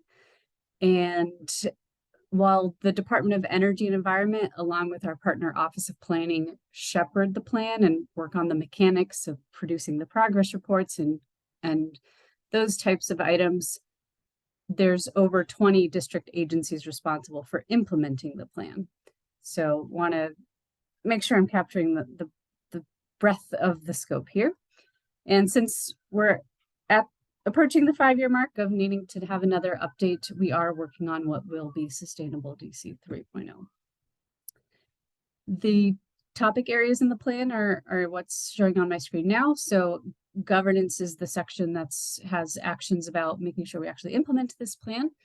Equity has several actions related to making sure there's processes in place to embed equity when we implement the plan. And then hopefully through the other topic areas, you see that we are trying to reflect those 3 E's: environment, equity, and economy. The plan structure includes high-level goals, and then quantitative targets to measure, and then actions to get us to those goals and targets. So I've just pulled up an example on my screen here from our education section, which has a high-level goal that every student graduates with the knowledge to protect and restore their local environment, and then a target related to teaching all students about environmental concepts, and then several actions related to getting there. So since 2013 to now, we're about at the halfway point of the Sustainable DC plan implementation. Since in 2013, that vision I mentioned of making DC the healthiest, greenest, most livable city for all residents is supposed to be within a generation, so 20 years from the start. So all the goals in the plan are out to 2032. Since then, just want to highlight some of the successes that the district has achieved in terms of multiple years being ranked as having the #1 park system in the country, a first in the nation policy to address our biggest source of greenhouse gas emissions, which is our buildings. And green workforce programs have expanded. Over 80% of residents have access to a capital bike share within walking distance. So those are some of the highlights. And then in terms of areas to still require more progress in, we're pretty far from our goal of diverting 80% of materials away from landfills or incineration facilities. And we do have more work to do to integrate climate adaptation into developments and having those be embedded and required. And then also work to do on electrifying our transportation. All of these areas have work in progress and funding coming or recently come. So hopefully there's more progress here. I will say 98% of the actions in the plan are either underway or complete, but I do want to emphasize that most of that is because actions are underway, not that they're complete yet. So in terms of the update that we're working on now, there are 2 areas of focus for this update. We want to enhance equity where possible throughout the plan, and also update some of our targets that are not necessarily measurable or don't have data sources that are reliable and consistent. And so part of the reason the current update from 2.0 to 3.0 is more of a focused update. And part of that reason is because this is a 20-year plan, we don't want to do any disservice to the feedback we've already heard in the development of 1.0 and 2.0. We want to carry that forward and improve upon it rather than starting fresh every 5 years. And also, since the plan has been released, there's been other related plans that get into more details on some of these topic areas, which you'll hear about Clean Energy DC right after me. And so those plans also have update processes. So we want to be conscious of how many times we're asking for input on similar topics. And Sustainable DC remains this umbrella high level plan that these other more specific detailed plans nestle under. So we have done very focused engagement on the update, and we were focused on hearing from populations typically underrepresented in city sustainability planning processes, to include seniors, youth, people of color, and people with low incomes. So we've held focus groups. We've able to anyone to take to provide input, to hear from perspectives hopefully that we hadn't heard and aren't covering already in the plan. In terms of our targets, since those are more about data sources and what we have available, we are having discussions with the 20+ agencies involved in implementing the plan to make sure that we have data sources for those. There's a whole bigger slide deck summarizing what we heard from our engagement. So I just pulled out a piece of it here, which is specifically from the events that we had tabled at. We asked people to give us input on how to better, what DC would look like in 10 years if we did get closer to achieving racial equity, climate justice, and economic justice. And so some of the things we heard are captured on the screen here. And so I'll just wanted to give a sampling of what we heard there to transition to where we are now and how we're going to move to developing the 3.0 and releasing it. So the formal time for the structured engagement we had planned is over, but I can put my email and contact information perhaps in the Q&A if one of the commissioners is able to share it in the chat, since this process is still ongoing and we are now at the step of taking what we have heard, continuing to be open to hearing additional feedback, and revising the plan content, so the goals, targets, and actions in the plan. We are going to convene the 20+ agencies that are involved in implementing this plan to make sure they're have buy-in into being held responsible for continuing to implement the specific actions assigned to them. And then other content that needs to be updated and refreshed. So we're hoping to complete that process of developing a new draft of Sustainable DC 3.0 by the spring of 2024. And then it has to go through a mayoral review process, and that timeline is unpredictable to us. So we're not entirely sure how long that will take, but hoping by the fall or winter, so staying within calendar year 2024, we can release Sustainable DC 3.0.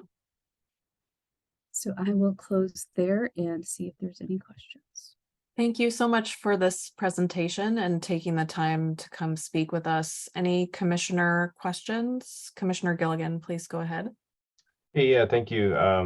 This is an excellent report. I just flipped through the progress report and there's a lot there and it's really encouraging. But I was curious if you all have a way for me to like filter by the agency that so I can see them across all the different types more easily. Unfortunately not. Our progress reports are static PDFs. If you want to reach out to me directly, we have done some sorting by agencies to see who's maybe farther along than others. So happy to connect further on more details. Okay, I can follow up with you after. Thanks.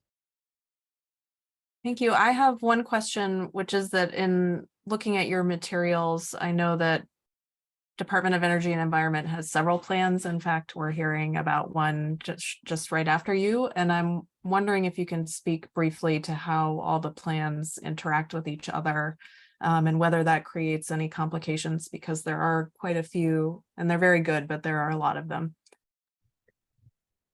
That is something we talk about almost on a weekly basis because it has become a little bit unwieldy how many related plans there are and how often those are updated versus this one, and who reports annually and who doesn't. So the general dynamic is that Sustainable DC is the broadest in breadth and also the highest level of detail. And so any other related plans tend to fall under it, like clean energy, not fall under it, like maybe Jamie would take issue with that description, but nestle under the larger umbrella of Sustainable DC, in that the other plans are maybe get into more detail as to how we achieve the actions and goals and targets in Sustainable DC. And when there are upcoming plans like Zero Waste DC, certainly I'm involved in those planning processes as well to make sure they align with Sustainable DC. And so in Sustainable DC 3.0, definitely in the introductory material, we want to map out the related plans. And right now it's a little bit of a mixed bag. Some actions in Sustainable DC say to create and implement a whole other plan. So we want to clean that up a little bit and make sure all our actions are specific and people know that Sustainable DC is the best entry point if you want to start on where the city is on sustainability. And then if you want to get into more detail specifically on clean energy or zero waste, you can then dive into those plans.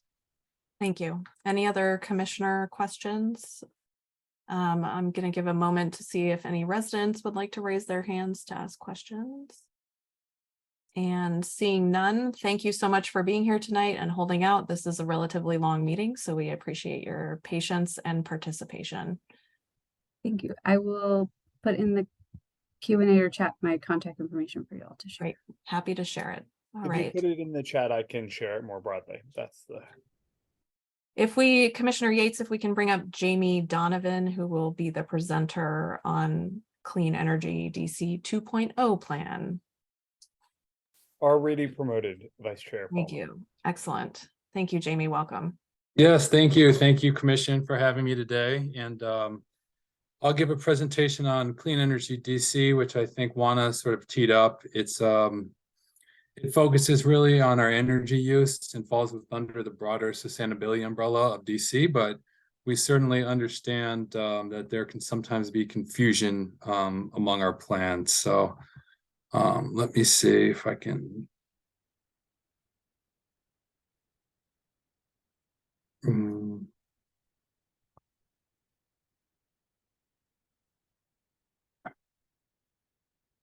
about that. So I should be sharing my screen. If I'm not, if there's any technical difficulties, feel free to interrupt me and start my clock to try to stay on track here.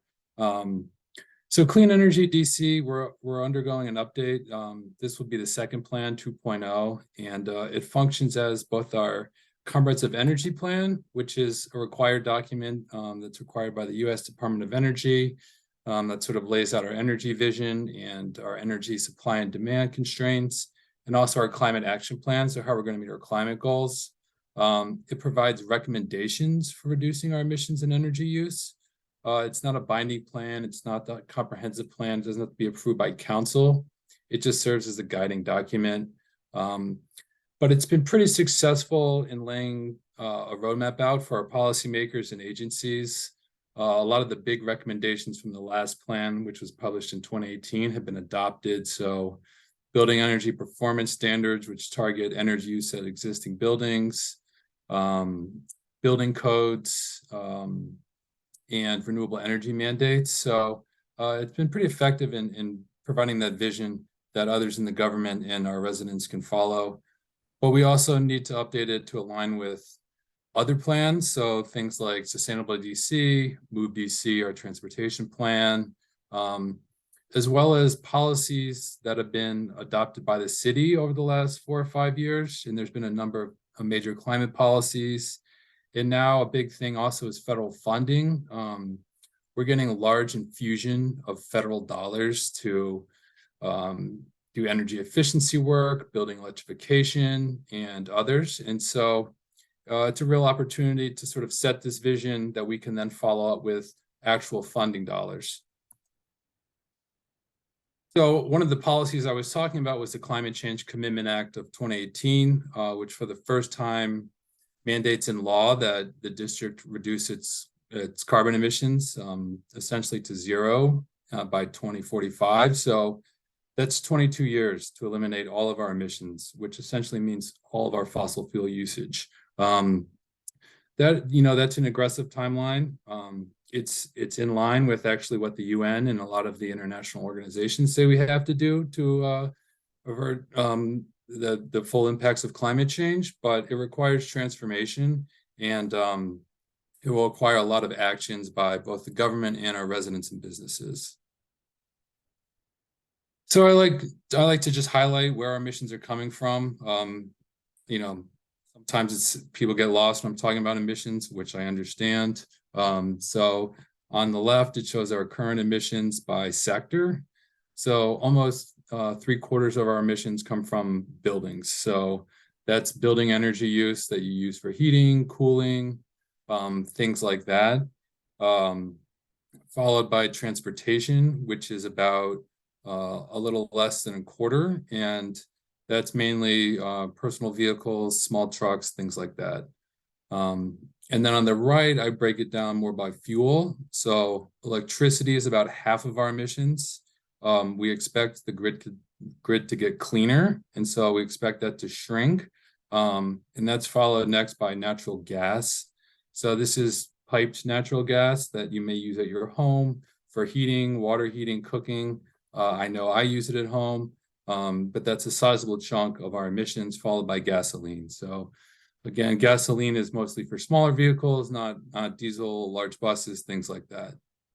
And so I say that because a lot of our actions reflect this, and so that's why we've been targeting buildings and we'll continue to, but we also need to expand it to other areas. So I'm not going to go into all the details of what we're thinking. I'm happy to answer questions, but I thought I'd just present a picture of what the future will look like, and we'll be looking at policies, incentives, and such to get us there. So there's 3 things we want to do. We want to reduce our energy use. We want to electrify our end uses. And then finally, we want all of them to be powered by renewable energy. So, you know, in the home, to reduce your energy use, do things like insulate your attic, weather seal your home, things like that. Once you've done that, we want to electrify all the end uses. So water heating, space heating, a lot of that right now is done by natural gas. And so we want to shift that to more efficient electric appliances that will then be powered by renewable energy. And so we get some of our energy from local solar, which is good. We also import most of our energy from other states on the grid. But then a sizable chunk of our energy use comes from natural gas that's piped underground for heating, as I've mentioned. And so we'll have to think about what to do there. And so there's a number of options. In this graph, you see geothermal, and that's one option. And another is just air source heat pumps, which are essentially air conditioners that do heating and cooling. And then for transportation, it's a similar process. We want to reduce our energy use, electrify the remaining vehicles we have on the road, and have those powered by renewables as well. So we reduce our energy use, and this is a very important part of what the plan will be and what we need to do, because there's going to be a lot of new loads coming on the grid. And so we need to shift our residents, you know, whether they're going to the grocery store or commutes, as much as possible to walking and biking, which essentially require no energy, and then public transport, the metro, the bus. But of course, there'll still be a need for freight, passenger, all sorts of vehicles on the road, and then we electrify those. So, but we want to not only electrify them, but we need to ensure that we have the electric infrastructure to do that. Get charging infrastructure across the city, publicly accessible, multifamily homes, and do it in a way that doesn't overwhelm our grid. So some of that might be shifting charging to late at night, and you can do that through different policies. And then ensuring finally that those electric vehicles are also powered by renewable energy. And so what the plan will do is recommend, this is the vision, and then it sort of recommends policies. It recommends incentives and financing instruments and other programs that help get us there. And I'm happy to talk about some of those. But let me just talk a little bit about engagement. We've done a lot of engagement already. We've had public listening sessions by ward. We completed those over the summer. We have some stakeholder engagement coming up. So on October 13th, we have a building electrification workshop, which hasn't formally been announced yet. It's going to be announced this week, but I can share that link with you. And we'll have more public engagement opportunities this fall. We'll also be releasing an early draft of the plan, and that should be coming out in October, we hope. And it says public survey there, but there'll be some sort of feedback mechanism so residents can provide their input to us. And then finally, have a report out in early to mid next year. So I'll take questions, but there's ways to stay engaged with us. The QR code here is to our website where we post everything. On the website, there's an area, there's a form where you can provide your specific ideas. So there can either be policy ideas or they could be specific ideas for your ward. We'll post our recommendations, like an early draft of the plan in October on there. So you can be able to review that and provide feedback. And there's also a link to our newsletter on there. That's how we announce a lot of this stuff. It's a good way to stay up to date with not just this plan, but what's going on in the city in general that relates to clean energy DC. And finally, on the website, and I'll put this in the chat, we're having a building electrification workshop October 13th. So that'll go over you know, the impacts of fossil fuels, the health impacts, hear from residents on what their priorities are, and then talk about some solutions available to the city for decarbonizing our heating systems and our energy systems. So with that, I have my contact information down there. Feel free to reach out to me or the agency if you have questions about this, if you want to engage about this, or really anything that relates to the clean energy transition in DC. Jamie, So you are perfectly within your 10 minutes, so thank you. And before Commissioner Gilligan asks his question, I would like to thank you for using some visuals in your presentation. I found them very illustrative. Thank you. Yeah, thanks. Commissioner Gilligan, please go ahead. Yeah, thank you. I don't really have any questions on the plan right now. I'm excited to see the draft in October. But this might be outside the scope of your responsibilities, but on the same page that your website, on your progress page, I love the quantitative metrics y'all have. And I noticed that a bunch of them are updated as of 2020, with one of them 2021. I was just wondering about when, like, the cadence of updates and kind of the data lag. Yeah, I'm not viewing it now, so I can't answer that. Well, I'll answer the question as well as I can. We get our greenhouse gas inventory data on a delay, and that's just how we receive the data. And I think we get it from the Council of Governments, and I think it's reported. I think they mainly handle the transportation data, because a lot of it's commuters and stuff we can't easily keep track of as a city, and then by the utilities. So we have the data now for 2021, and we're just going through it and sorting it out. So hopefully we'll update it and release our next greenhouse gas inventory very soon, but that's the delay. It just takes a year or two before we get the most recent GHG data, and some of the energy data we get sooner. And so I'm not sure where the 2021 data is, but some of the data we get separately and we try to update it. Okay, yeah, thanks. Yeah, just seeing the quantitative metrics, pretty encouraging overall. So thanks. Any other commissioner questions? Residents, if you have questions and want to raise hands or drop them in the Q&A, please do so. All right, well, thank you, Jamie. That was an excellent presentation, and we appreciate your time and energy sticking it out with us past 9 o'clock. Thank you. Great, thank you. All right, moving on to item number 9 on the agenda. We have Mel Negussi here to talk about 2 developments in the Kennedy Street area. One has 2 addresses. It's 5501 First Street and also 71 Kennedy Street, and the other one is 201 Kennedy Street.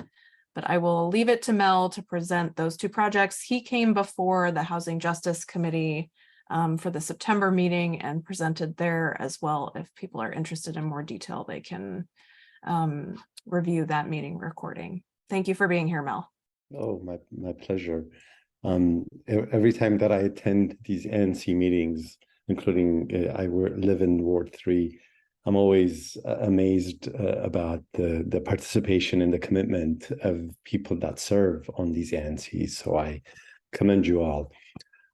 So I have a presentation, and thank you again for all the commissioners for inviting me, and particularly Chair Brooks. I know Commissioner Gilligan and Palmer, yes, from the last time you remember me. I think that was 3 weeks ago.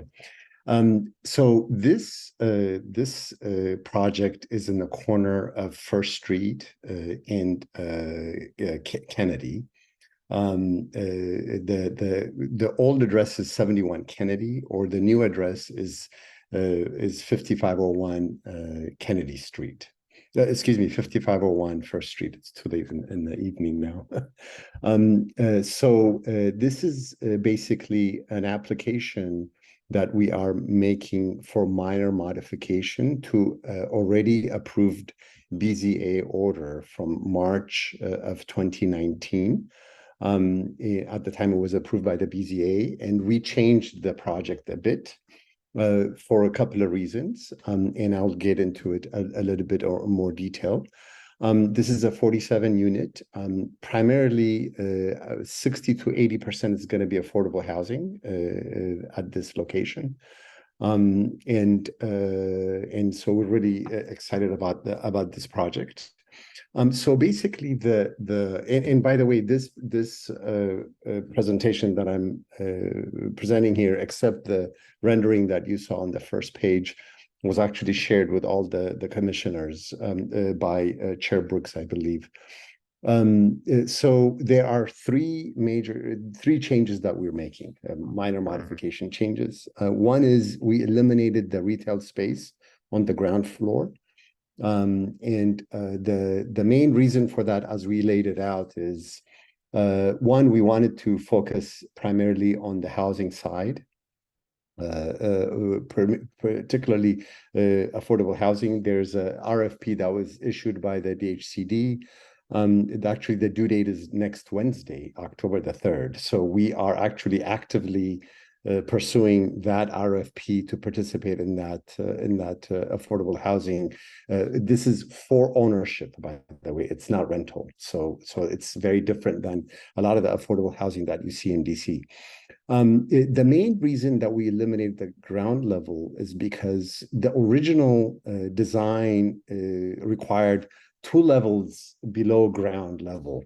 And we encountered, because I've done a couple of projects on Kennedy Street, in addition to when we did a very extensive geotechnical, the water, there's actually a river going down Kennedy Street, up and down. So it was going to be very costly and very disruptive to go down 2 levels below ground level. So we eliminated 1 level. When we eliminated 1 level, we wanted to preserve as much as the parking as we can. The original design had 21 parking spaces, and now we preserved the majority of that. We have 17 parking spaces below ground, and we have above ground 47 units. So that's basically what drove the reason that we eliminated the commercial space. The second change is that there was an increase from 46 to 47 residential units. So trying to maximize the residential units is what we had done. And the rationale for this is obviously there's a huge need for affordable housing in DC, so we wanted to focus on that. And the last change is the reduction in parking spaces. So if I go, this is a good layout that will actually show you what the changes involved. By right, once you have a BZA order, there's a threshold level that you cannot increase. So by decreasing the parking from 22, I misspoke, I said 21, 22 to 17, the decrease of that 5 parking spaces turned out to be about 22.7%. So the threshold is 2%. So we have to go for minor modification. And the second is when we increase the number from 46 to 47, there was an increase of 2.17%. So the threshold is 2%. So that's why we applied for minor modification. So technically, all it is required is a notice to the ANC. But I think we would like, obviously, a resolution or a support from the commission to support that. It's sort of an added benefit that we can have if at all possible. So that's basically it. I can take you through some of the design. Basically, the design and the footprint stays the same. It doesn't. This is the original design on the left, and the new design on this side. And this is basically, we're looking at the lower level, the 1 level below ground. And this is what you see below. Originally, the level 2 was looked like this, and now we're actually eliminating the commercial, the lower level, I should say. So that's basically it. It's really eliminating the P2 or the second lower level, and then replacing some of the rooms and so forth on the lower level with additional parking, and then really increasing the rest of the building by increasing the unit from 46 to 47. So that's essentially it. I'm happy to answer any questions you may have. Great. Do we have any commissioner questions? Okay. If that's the case, if there are no questions, I can go to the second presentation. Commissioner Johnson has her hand raised. I apologize. Okay. Please go ahead. No worries. I wanted to make sure I understand. So you eliminated the storefront in order to obtain the additional unit, correct? Yes. Basically, correct. Were there gonna be any like community space within the facility? No, there will not be. And part of the reason is, I think that you ask a very good question. Part of the reason is initially when this project was at the inception, it was considered for rental. And when we went to affordable purchase, it's quite different because that's why a lot of condos usually, yep. I think I understand. Thank you. I just wanted to make sure I was understanding what you were saying. Sure. Appreciate that, of course. Any other commissioners with questions? Any residents? I have my eyes out for hands raised. Seeing none, Mel, if you want to move on to the other property, that would be great. Sure. This is the property. Thank you very much. This is the property on 2nd and again, Kennedy, 201 Kennedy. It's been before there was a barber shop in the back, in the front it's been vacant for, I think, almost 10 years, if I remember right. It was very dilapidated and so forth.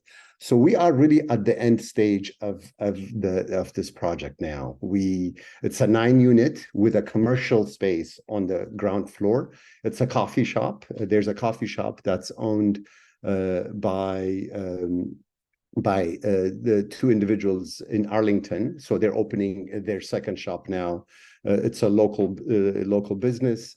And sort of the rendering, if I can show you, this is what it's going to look like. It's going to have outside seating space, and they're going to serve food and I think beer and wine. And then they're going to close about 11 o'clock, even on the weekends and so forth. So it's really a coffee shop, a community gathering place is what they're envisioning for this location. It has 9 units, 2 in the lower unit, and then 7 above the coffee shop as part of this development. Like I said, we're really at the end stage of this development, and we're really excited to introduce this to the community. I think the community will be very happy about this. And we've talked to some of the residents behind and also adjacent to this building, and people are very excited about having this coffee shop come in this building finally completed. Thank you. Any commissioner questions about 201 Kennedy? Commissioner Yates, please go ahead. Just on both of these, I think if you could just be a little more specific about your estimated timeframes, actually for both projects would be helpful. I wish I'd asked it on the first one, but if you could just, because this one made me think about it because you described it as being in the end stage. Exactly. For this 201 Kennedy, we're basically done. The coffee shop, they're doing the fit out and so forth. The only problem is this is not actually a problem of our projects, but across town. There are these electrical circuit breakers are 2 years, once you place the order, it will still make you wait 2 years. We placed our order more than a year ago. So we're supposed to get it this month. So as soon as we get it within 60 days, we should have our certificate of occupancy. So if we had it today, we will be in business really in early November. So that's really the only thing that is remaining. On this one, there is an outside seating that we are going to need a public space permit with DDOT to put these seatings, but we have to wait till the coffee shop actually opens or at least submits an application for a certificate of occupancy. Anyhow, so that's the timeline for this one. For 71 Kennedy, which is what we call this project, the one in the corner of First and Kennedy. It will be 2 years from the start of construction.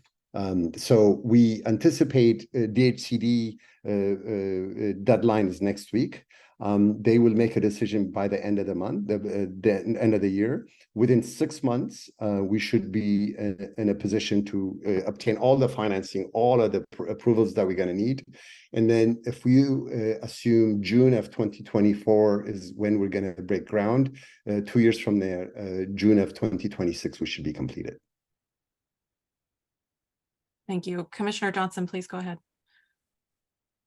For 71 Kennedy, I know that in previous conversations with Chairman Brooks, there was an issue that was going on with regard to the parking. Has that been resolved with regard to how much parking is going to be for the coffee shop, for the residents that reside there, and then also the adjacent homeowners? Yeah. Yeah, it has been, it was already resolved in the prior BZA. This location is not going to have a coffee shop. It's not going to have this. So this is actually going to be, this building is going to be built where the existing coffee shop is currently located. Okay, no, my apologies. My apologies. I'm getting the, not this one, the other one at 201. My apologies. Yeah, 201, no, we were not required to have a parking for this one. And there's no parking. Yes, it's going to be street parking. Yeah. Okay, because my concern then remains that there's limited street parking along that specific corner area. So I'm just a little concerned as to what that means for the residents, the actual like homeowners that currently live there, and then also it's catty-corner to that CVS and those small businesses of which there's already limited parking. Yeah, so I'm just wondering for the residents of this building, as well as the and the frequenters to this coffee shop, what does that mean for parking? Yeah, Commissioner Johnson, you actually raise a good point. On this location, I wish I had a sort of a zoom out picture that I could have showed. Yep, here it is. So this area right here is usually there's no cars because part of the reason is this is vacant. The units, there are single family row houses after this alleyway, and they usually have plenty parking spaces. In fact, my contractors, when they come, they don't have any problems finding parking, and residents don't have any parking right now because there's only 9 units. It's not as much. And this coffee shop is primarily going to serve the community right now. So from that standpoint, and I think you raise a good point. The CVS has, I think, about 15 parking spaces. Sometimes it gets pretty jammed, but the good thing is there's a lot of the Kennedy Street between First and Second has not yet completely developed in terms of a commercial. There are businesses there. There's still a lot of growth that needs to be had. But long term, that's why going back, frankly, on 71 Kennedy, we continued to maintain 17 parking spaces, even though we were not required to have as much to make sure that we have enough parking. No, I appreciate that. The one good thing also is that right up the street on Kansas, there is a bike share station. So that's beneficial as well. Thank you, though, for answering my question. I appreciate it. My pleasure. Thank you. Commissioner Yates, please go ahead. Yeah, one quick follow-up. You said about the coffee shop that you have 9 units built. Is that correct? Can you tell me like the unit assortment? Sure. So there are 9 units. There's 2 units below ground. It's mostly 2 bedrooms, 2 bath units. There's 1 3-bedroom, 2.5 bath, and then there's 1 studio.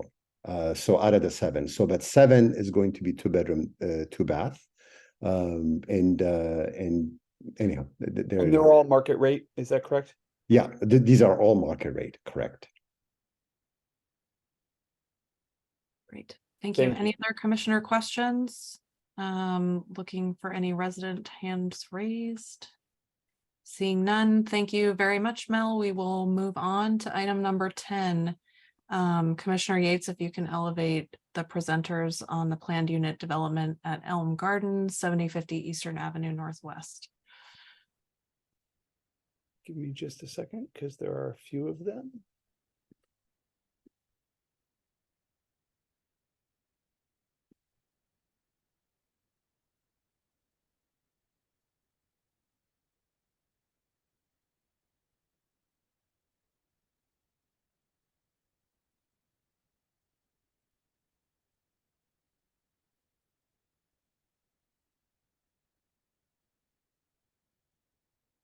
Okay, I tried to promote everybody.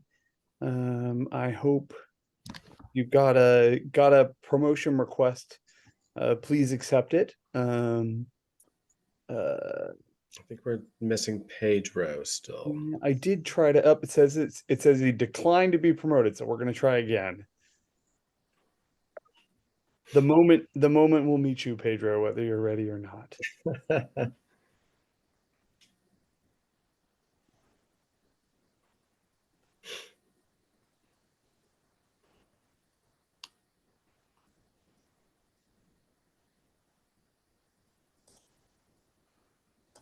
Commissioner Yates, I don't know if you want to provide opening remarks I here. would since like this to, has just a- very This is a voting item also. yeah, very briefly, if I could. It says he declined again. He has to accept if he wants to be a panelist. I don't know. I'll try again after a few opening remarks. Give me a second.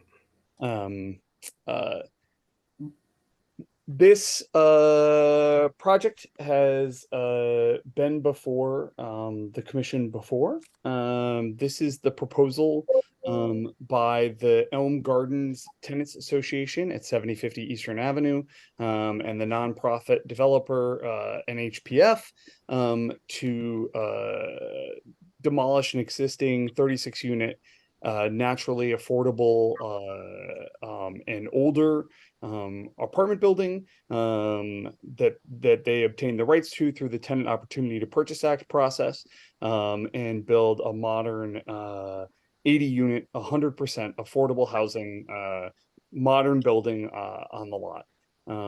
I think this is the third or fourth appearance of this entire project before the entire commission, dating back almost exactly a year, I think, from when they first came before us. They've also appeared at several community meetings, specifically held with the Eastmont Cooperative, their neighbors, as well as the Commission's Housing Justice Committee multiple times. This project is a pretty modest building. It is a 4-story building that is all residential. We're considering here a planned unit development, which delivers what is considered to be the highest priority community benefit of a planned unit development in the District of Columbia, which is affordable and deeply affordable housing, including units for people who are formerly homeless. This is also essentially an anti-displacement project. This project, if it doesn't go forward, will inevitably result in the displacement of the 70% Hispanic and Black residents of the current Elm Gardens Apartments complex, and the loss of a significant amount of naturally affordable housing in our community. In addition to this project has already been approved by the Historic Preservation Review Board. It was approved at a higher height at 6 stories, and then at a compromise height, and is now approved at a 4-story height. I have continued to support this project, but I look forward to seeing the presentation and to hearing feedback from everybody here tonight. All right. Thank you, Commissioner Yates. My name is Michael Simon. I'm the project manager for the Elm Gardens redevelopment. I'm not going to be doing a lot of speaking next. I've had a cold and you don't want to hear me coughing for 10 minutes. So with that, I'm going to introduce Camden Carpenter, who is also at NHPF, Carolyn Brown, who's our zoning attorney, Pedro Camargo, who is with Soto Architect, our architect. Camden, I will go ahead and share my screen and you can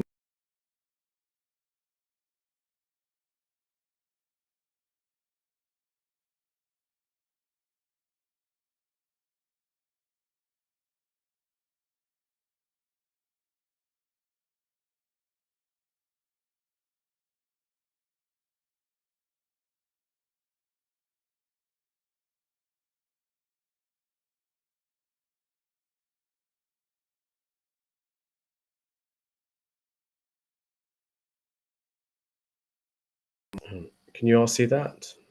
Yes. Okay, great. Let me know if you can't see the whole slide.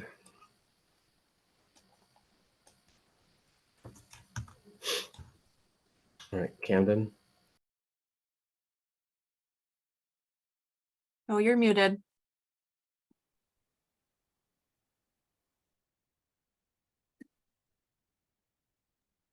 No, we still can't hear you. Can you hear me now? Yes. Okay.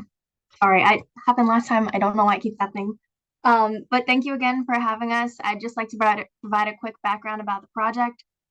So in late last year, we were selected by the Elm Gardens Tenants Association to be their preferred partner in the acquisition and then subsequent redevelopment of Elm Gardens. In early this year, we did submit a map amendment application. We wanted to rezone the property from RA1 MU4 up to RA3 IC+. And then just last month, we withdrew the map amendment application, and we actually are we've submitted a PUD application with a map amendment to RA2.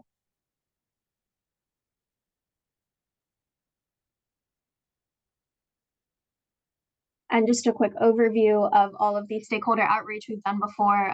As Evan said, we've presented to the ANC several times. We most recently received conceptual approval from HPRB, and we've had several meetings with Eastmont Cooperative looking for compromise in the design of the building.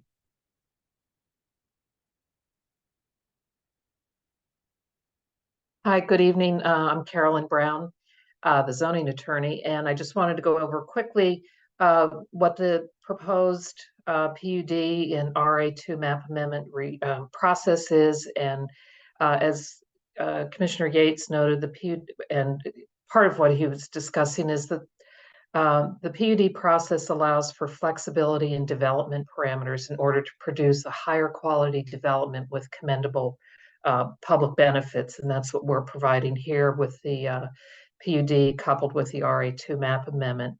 And as he mentioned, the all affordable residential building with is the key public benefit with an exceptional design over what is normally achieved as a matter of right, with building amenities rarely offered in an affordable project.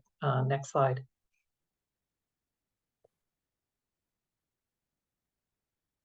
And briefly just go over the zoning data.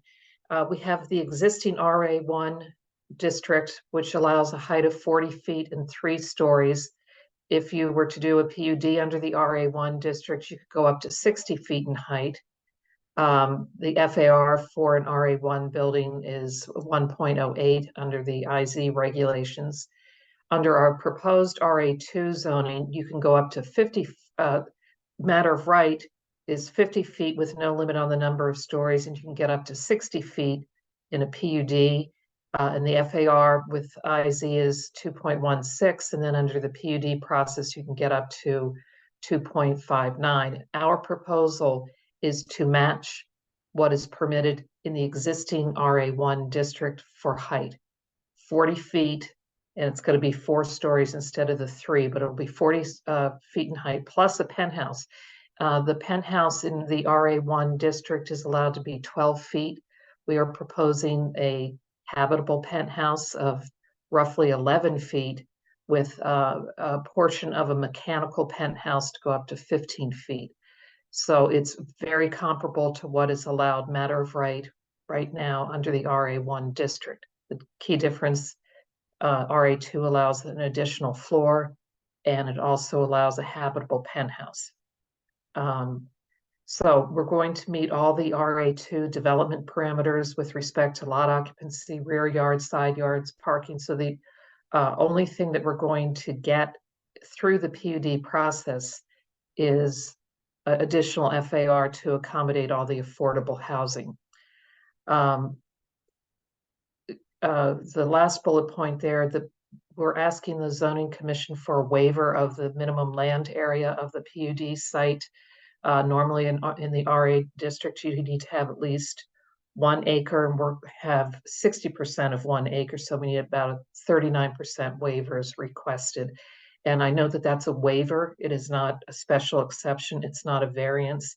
It is simply whether or not you're going to have that minimum requirement. Next slide, I think it's going back to Camden.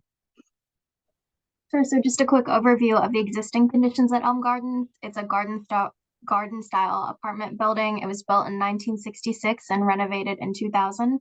There are 36 units of naturally occurring affordable housing.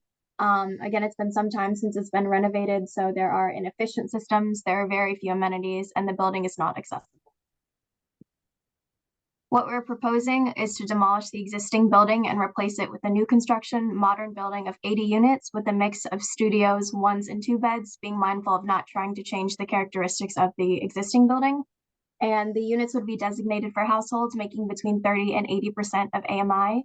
Of those 80 units, 10% will be for permanent supportive housing, or 8 of those 80 units. And then 100% of the building will be affordable. There are some existing residents who are over income, but should they ever choose to leave Elm Gardens, the units would then be rented to a household between 30 and 80% of AMI.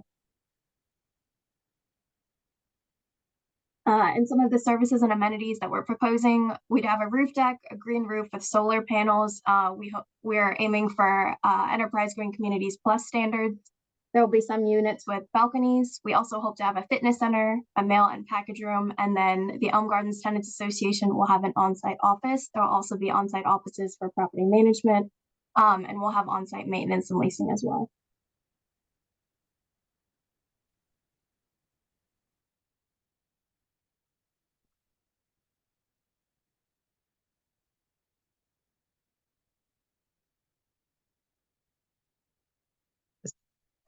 I don't know if this is my slide.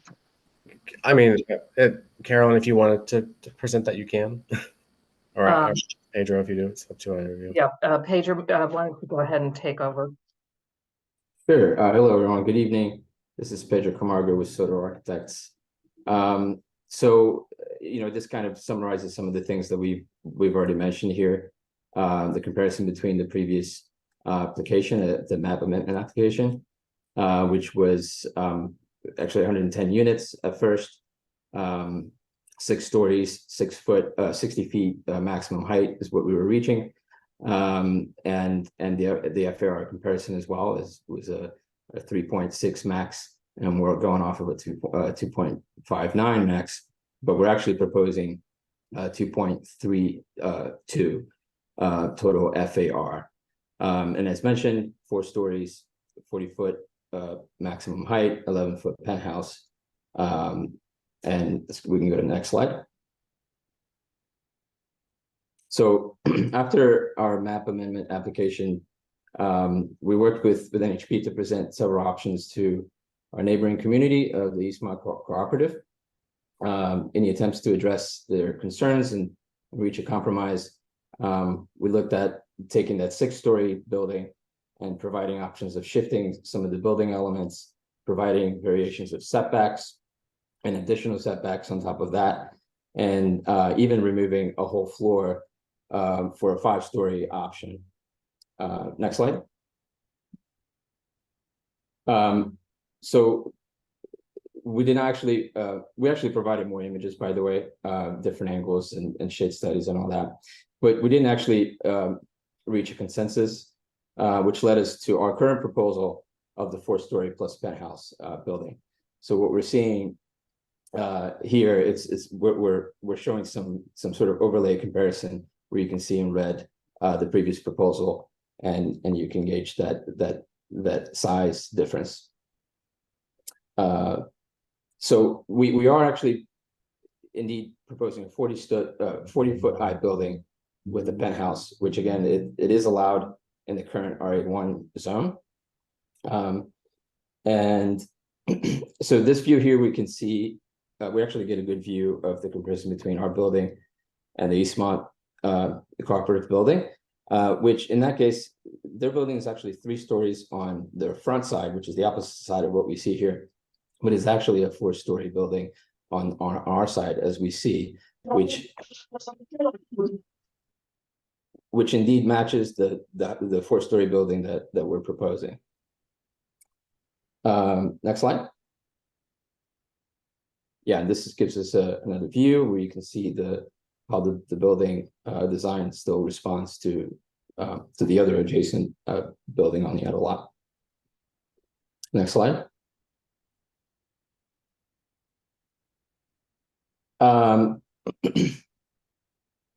So in the landscape plan, you can see our building in relation to the property line, and you do see that we are providing a side yard appropriate for this building size, where we'll be providing landscaping, ornamental, as well as stormwater management, such as bioretention planter, which would be on the north side and on the south side of the building. At the front of the site, the streetscape will be an updated to DDOT standards, providing tree bed and wider sidewalks. Within the property line, providing ample landscaping to enhance that pedestrian experience. And then towards the back of the building, we are proposing a space, an outdoor space for leisure for our residents and potential resident community events. Next slide. And our landscape team also has provided a concept of selection of native species and vegetation that will be durable in this climate and zone and easy to maintain, but also beautiful to go all around the building, as you saw in the landscape plan. And now, pass it. You go to the next slide. I'll pass it back to Carolyn Brown, I believe. Yes, just briefly, just to highlight what the PUD public benefits are: affordable housing, as you know, and significantly the tenant right to return. You can read the slide. We've discussed it fully. Why don't we go to the next slide, because I know we're short on time. Additional public benefits are these public space enhancements, the expansion of the public sidewalk and tree box area, extensive landscaping facing the public realm, and superior architectural, high quality contextual design that complements the Tacoma Historic District, fully articulated front facade with a building entrance facing the street that engages with the community, and the extensive landscaping and efficient site planning. Next slide. One of the things that I think is important to mention is what the potential impacts are to the existing Elm Garden residents in the Tacoma neighborhood without redevelopment approval. Up to 36 households will be permanently displaced, and the Tacoma neighborhood will lose 80 new affordable apartments, 44 net new ones, including 8 new permanent supportive housing units. And they will lose an amenity-rich affordable homes at Metro for households making between 30 and 80% of AMI. And I also did just want to briefly address some of the comments that we heard earlier tonight about the wall that's going up next to the Eastmont. And I think that we have to remember that we're going no taller than what is permitted under the RA1 district, the existing zoning, which is 40 feet in height, plus a penthouse that is allowed in the RA1 district, the existing zoning of 12 feet. And again, the difference being that this penthouse can be habitable, and we can have an additional 3 feet to accommodate any mechanical equipment. But otherwise, the idea that this is going to be a huge wall going up next door is simply not the case. Secondly, there are some comments about the racial equity at the beginning of the zoning commission hearing on the map amendment. And while it's true that the chairman did mention, did question whether or not this project was supportive of racial equity, he later changed his mind quickly when he learned that the existing Elm Garden community, which is the most directly affected community by this redevelopment proposal, is 70% members of the brown and black population. So that is racial equity. We see racial equity in action by assuring that they can return to a well-designed building with project amenities rarely seen in an affordable housing project. So with that, that concludes our presentation. Michael, unless you have something you want to follow on with. No, I just, like to thank the commission for supporting the project, and, that this has been a long process, and that the residents organized and specifically chose an HPF to help redevelop this site. It is really a story about displacement and helping meet one of the highest goals of the current administration, and that's providing more affordable housing next to the metro, in an area where you have approved, or the zoning commission has approved, other higher density projects. So this revised proposal is very much in line with the neighborhood, and the historic district as a non-contributing structure. Thank So you, again, Michael. If you can take down the slide deck so I can see everybody. Are there any commissioner questions at this time? Commissioner Yates. I just wanted to ask really quickly about the side yard between it and this project in Eastmont. What is required under law, what you're providing, and then also how the building's placement at the front, which is how most people will perceive it, right? People who walk or drive or bike in the community, how it compares to the environment in the front of the building will change. Sure. I'll respond quickly to the setbacks at the front. The current building is only set back 10 feet from the right of way. Our proposed project would be 25 to 35 feet of a setback. We're proposing, a much more improved experience from the sidewalk, and we're making the commitment to meet the DDOT standard, at least for within our property lines, which is a tree box and a wider sidewalk. I don't know, Pedro, do you have anything you want to add to that? Yeah. So one of the things I forgot to mention in the presentation was that, and I think you can see it pretty clearly if you look at the current site and you look at the renderings, you see that we're actually responding with our building design. We're responding to the street with a activated facade, meaning entry canopy, windows, balcony, Juliet balconies, and so on, as opposed to the current building and the neighboring buildings, which are a blank brick wall facing the street. And so we believe that that's a major improvement on that point. For the side, I believe you had a question about the side yard, which we are providing 10-foot side yard, which under the RA2 zone does not require a side yard, but we are still providing a 10-foot side yard. Thank you. Any other commissioner questions? We did have pretty extensive comments from the community, but I am going to open it up to any additional questions from residents. Do you want me to read the question in the chat? Jeremy has his hand raised, so I think we should just bring him on to ask his question. But I'd ask that folks who have already spoken make sure they're saying something new and be as concise as possible.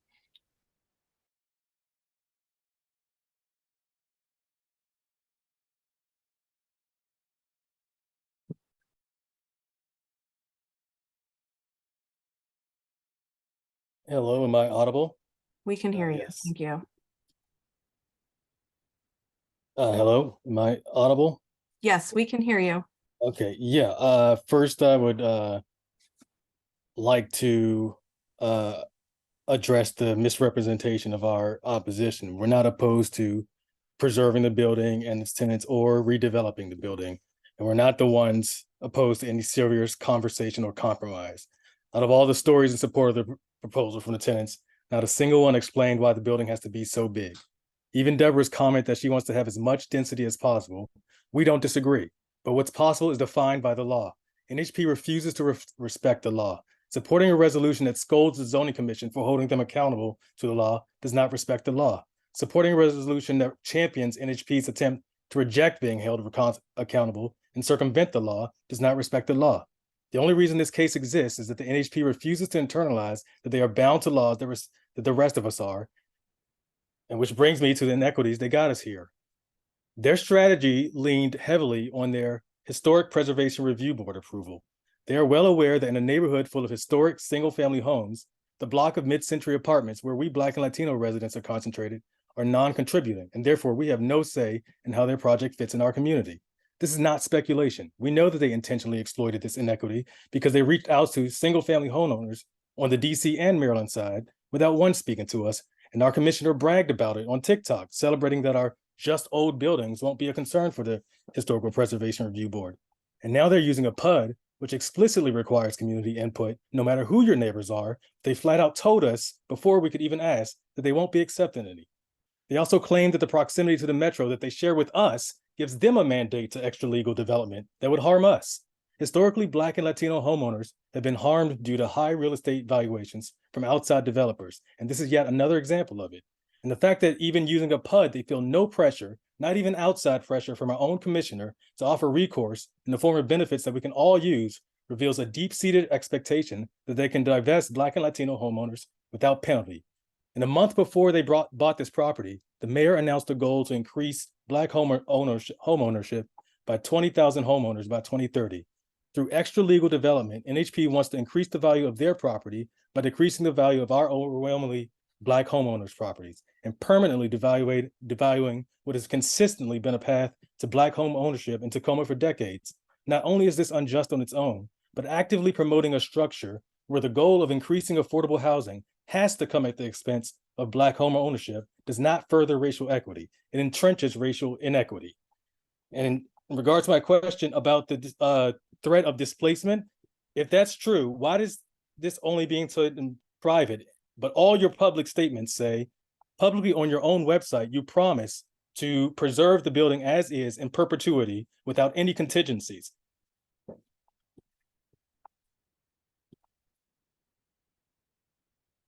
I'm gonna see if NHPF has a response to that question. I mean, there was a lot there. I will respond to some of it, but you know, the goal of what NHP is trying to do is preserve affordability for the existing residents. We did compromise. We took 2 floors off of the building.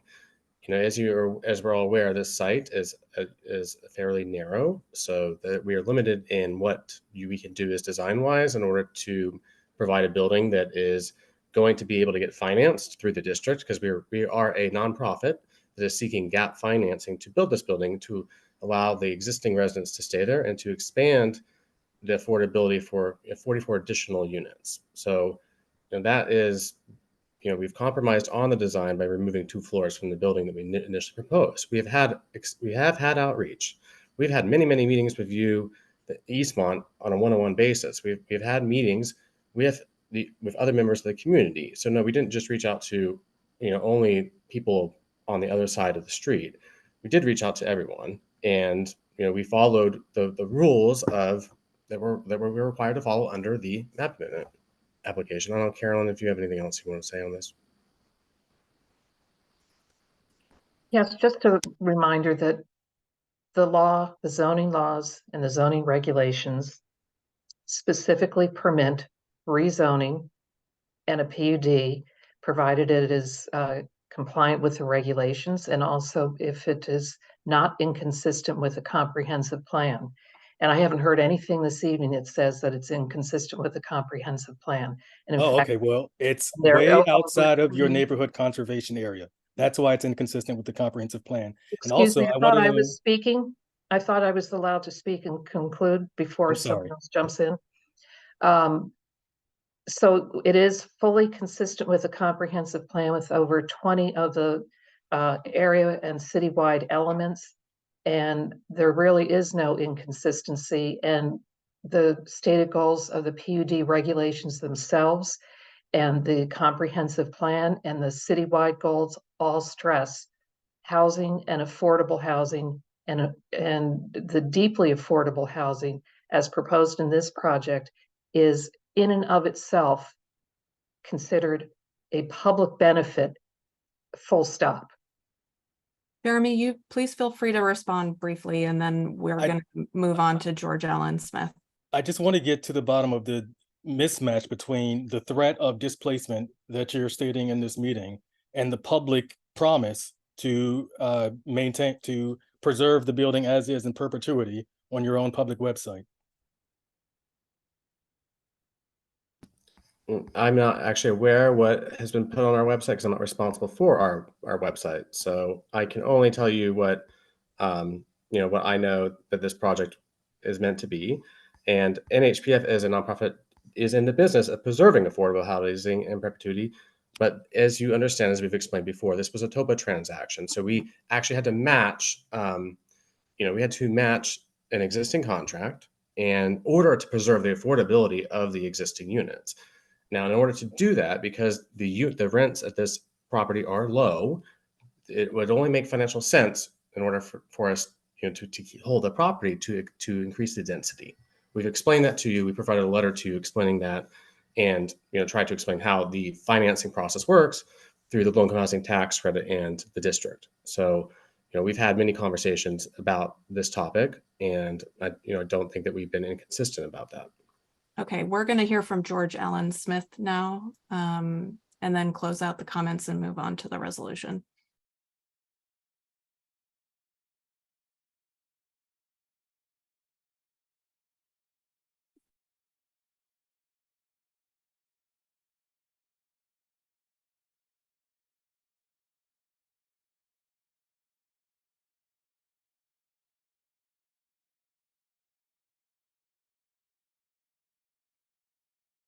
Hi there, can you hear me? We can hear you. Okay, great. I don't have prepared comments, but I just have some reactions to some of the things that were presented by NPH, and I just wanted to point them out. Petra pointed out that your building is 4 stories with a penthouse, and sort of put it next to our building and said that we have 4 stories. Actually, we have 3 stories, and the zoning commission actually pointed that out in one of the earlier meetings that we had with you all. The other story is below grade. Yours are above grade. So you have 4. You're proposing 4 stories plus a penthouse, which is 55, I think about above 50 feet. So I wanted to clarify that. Also, I know Ms. Brown mentioned that 36 household would be permanently displaced. That's not necessarily the case, because we know that 36 households are not, the building is not completely full next door. And I think you were using numbers of 20 plus in your earlier comments about who would be displaced. The other thing that Ms. Brown pointed out about the height of the building, one of the reasons why we're describing it as a wall, yes, it is going taller, but it's also going wider and longer. And I think you saw, if you were paying attention, how that is cutting us off and putting us would cut us off. This proposal it's so wide that we would be boxed in by 2 different walls, which is our concern. So Ms. Brown and the rest of you, it's not simply just the height, it's also the width of the building. Okay, thank you. We're gonna move on to the resolution. Resolution. Okay, you're moving on. I wasn't completely finished with Okay, all right, then please finish, but. Okay, yeah, but I just didn't know if there were, other people had a chance to speak, so I wanted to just add a couple other things here. And I know that you mentioned something about it being aligned with the neighborhood you're building, but actually we're garden style apartments that sort of, we face north and south. Your building's not quite like that, right? You're facing the street. So you're sort of doing more east-west. So I'm not sure if that's a completely appropriate alignment for the rest of for this particular block. So those are my comments. And thank you, Aaron, for allowing me to finish like the rest of the people have an opportunity to. Thank you.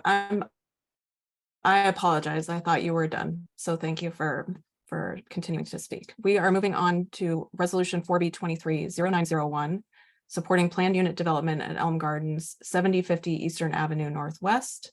Zoning Commission Case 2319, presented by Commissioner Yates, Commissioner Palmer, and Commissioner Brooks. Commissioner Yates, if you would like to introduce the resolution. Yeah, if you could just give me a moment, I'm gonna go ahead and push everybody who's not a commissioner back down to attendee. And then we can have our discussion on this. Hopefully.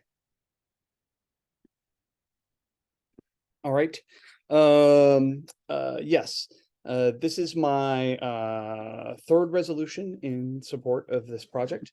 The first 2 resolutions directed to the Historic Preservation Review Board and to the Zoning Commission in support of the original map amendment, which was a larger project, were supported unanimously by this commission in late 2022. The fundamentals that make this a project that I support have not changed in the intervening period. Yes, I am disappointed in the loss of the potential for 30 affordable units of housing in the loss of the potential for additional permanent supportive housing in our community.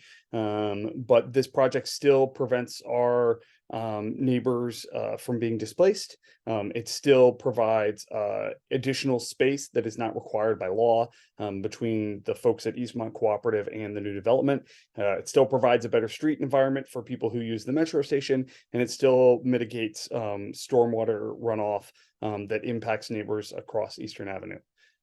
There's been lengthy public feedback on this project. There've been multiple meetings of the commission, of the Housing Justice Committee, one-on-one meetings. I heard from elected officials in Tacoma Park. Historic Tacoma and Plan Tacoma both weighed in and eventually supported this project as well. I continue to support it. I think this is exactly what was envisioned when the TOPA law was passed. The opportunity for tenants to choose an affordable housing developer and preserve affordable housing rather than just selling a project to the highest bidder, turning it over to the other bidder, which in this case was District Growth, a company that has a terrible track record of displacing tenants and maximizing rents at the public's expense. And allowing us. Commissioner Yates, your connection. Commissioner Yates. Yeah. Commissioner Yates. Did I break up? Your connection is going in and out. I don't know if there's anything you can do about this. I'm not sure there's anything I can do about it. I think I would just sum it up just to say that I appreciate the feedback. I appreciate the concern of neighbors. But you know, the oath of a commissioner is to the district as a whole.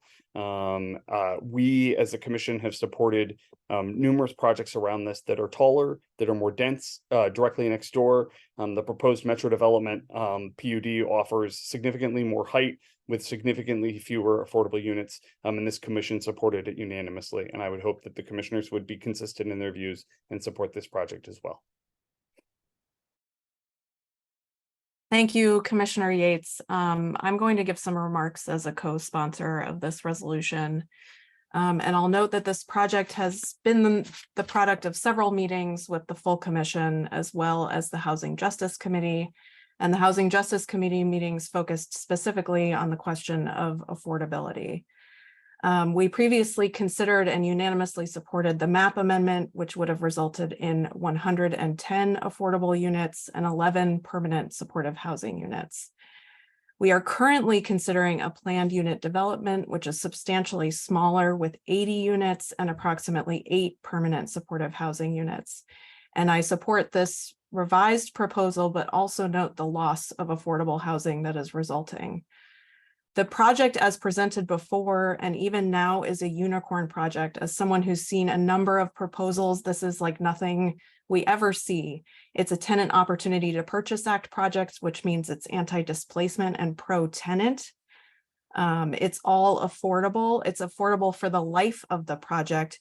It has permanent supportive housing, which is extremely rare and extremely valuable for housing formerly homeless and formerly chronically homeless individuals, and services will be on site.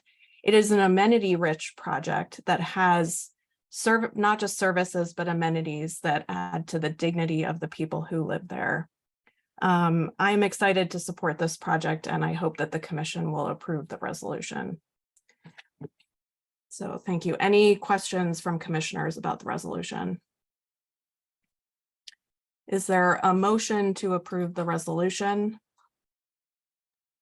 Actually, is there a motion to vote on the resolution? I'll make a motion to support or to submit the resolution as presented. Is there a second? Second. I'm gonna call for a roll call vote. So Commissioner Gilligan, if you can call for yay or nay by single member district, please. Okay, I'll start. I'll just go numerically. So 4B01 is not present. 4B02. Yes. 4B03. Yes. 4B04. Yes. 4B05. Yes. Yes. 4B06. Yes. 4B07. No. 4B08. Yes. 4B09. Yes. And 4B10 is not present. So the motion's adopted, 1, 2, 3, 4, 5, 6, 1 no. All right, resolution 4B 23-0902, calling for extended outdoor public pool season and hours, presented by Commissioner Palmer, Commissioner Smith. 03, establishing Youth Advisory Committee, presented by Commissioner Brooks and Commissioner Palmer. These draft resolutions are available on the commission website. Is there a motion to approve the consent calendar? Move to approve. Is there a second? I second. All in favor? Aye. Aye. Aye. Great. Consent calendar passes. We are going to move to item number 12, which is resolution 4B 230904, requesting District Department of Public Works supervision of trash routes, presented by Commissioner Johnson. Commissioner Johnson, if you would like to present the resolution. Commissioner Johnson, before you start, can I say something, please? My internet is unstable, and I just want everyone to know that I'm supporting the remaining resolutions while I'm still available. Thank you. Thank you. Hello, everyone. I'll make this as quick as possible. I know it's been a long evening.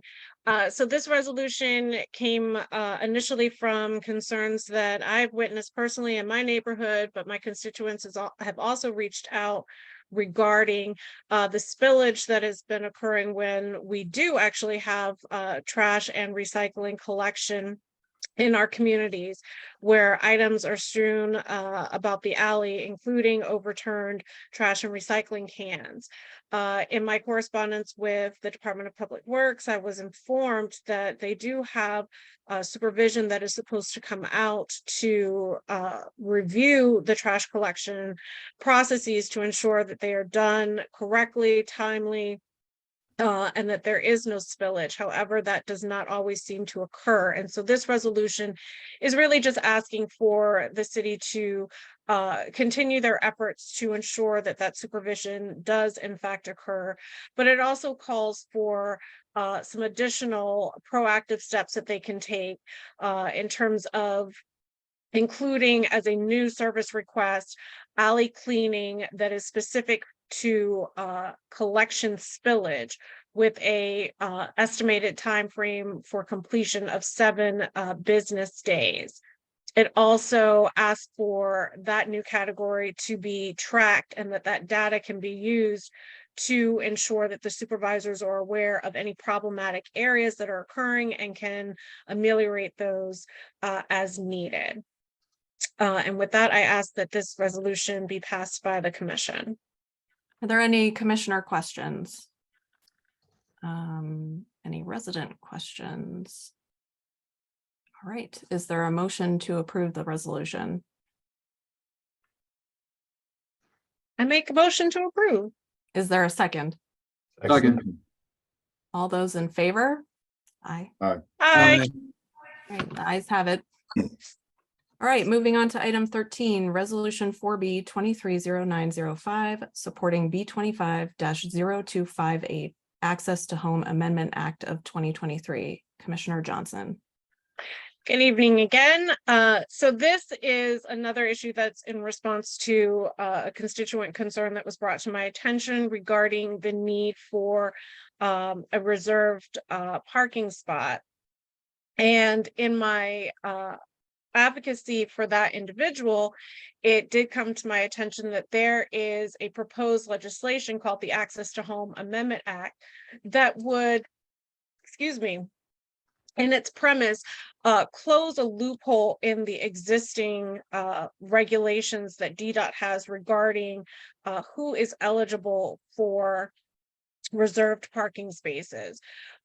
Specifically, individuals who may have access to a driveway or garage in the rear of their homes, but cannot use that as an access point to their homes because it is in and of itself inaccessible. So this is stating that we are in support of that bill, which is currently before the DC Council Committee on Transportation. However, it does also urge that the council also take into consideration the current practices of DDOT with regard to the misuse of the disability parking program, which has also been discussed externally in the news, and which DDOT in and of itself has been very vocal about recently as well. So in addition to supporting the legislation, also makes some recommendations as to how to bolster this bill to make it much more equitable. Great. Any commissioner moving forward. questions? Great. And any resident questions? Seeing none, is there a motion to approve the resolution? Make motion to approve. Is there a second? Second. All in favor? Aye. Aye. Aye. All right, the ayes have it. Moving on to item 14, Resolution 4B230906, calling for reform to vacant and blighted property laws and regulations for residential and commercial properties, presented by Commissioner Palmer, Commissioner Brooks, and Commissioner Yates. And I will introduce this resolution, which is in response to the challenge of vacant and blighted properties across the district, including the nearly 600 vacant or blighted properties in Ward 4, including 122 of those that have sat vacant for more than 4 years. Many of these properties are also along commercial corridors. We know and experience the damaging effects of vacant and blighted properties, everything from impacts on public health to being a cover for illegal activity to increasing the likelihood of mortgage and tax foreclosure.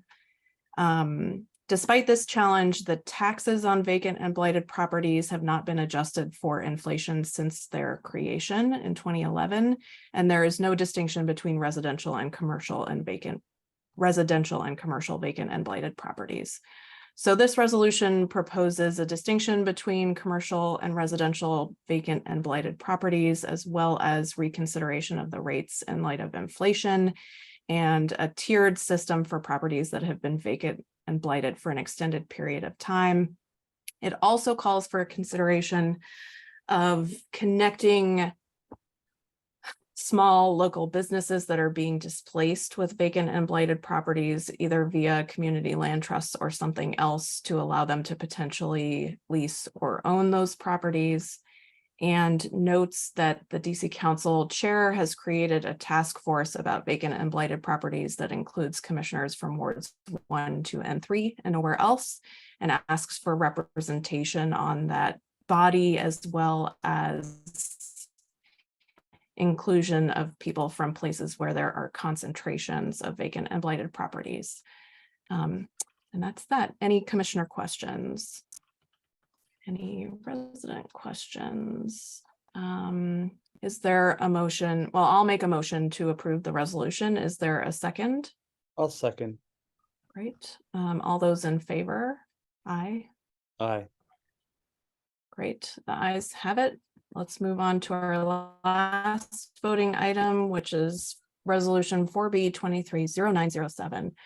Recommendations for improvements and oversight at the Office of Unified Communications, presented by Commissioner Yates, Commissioner Brooks, and Commissioner Palmer.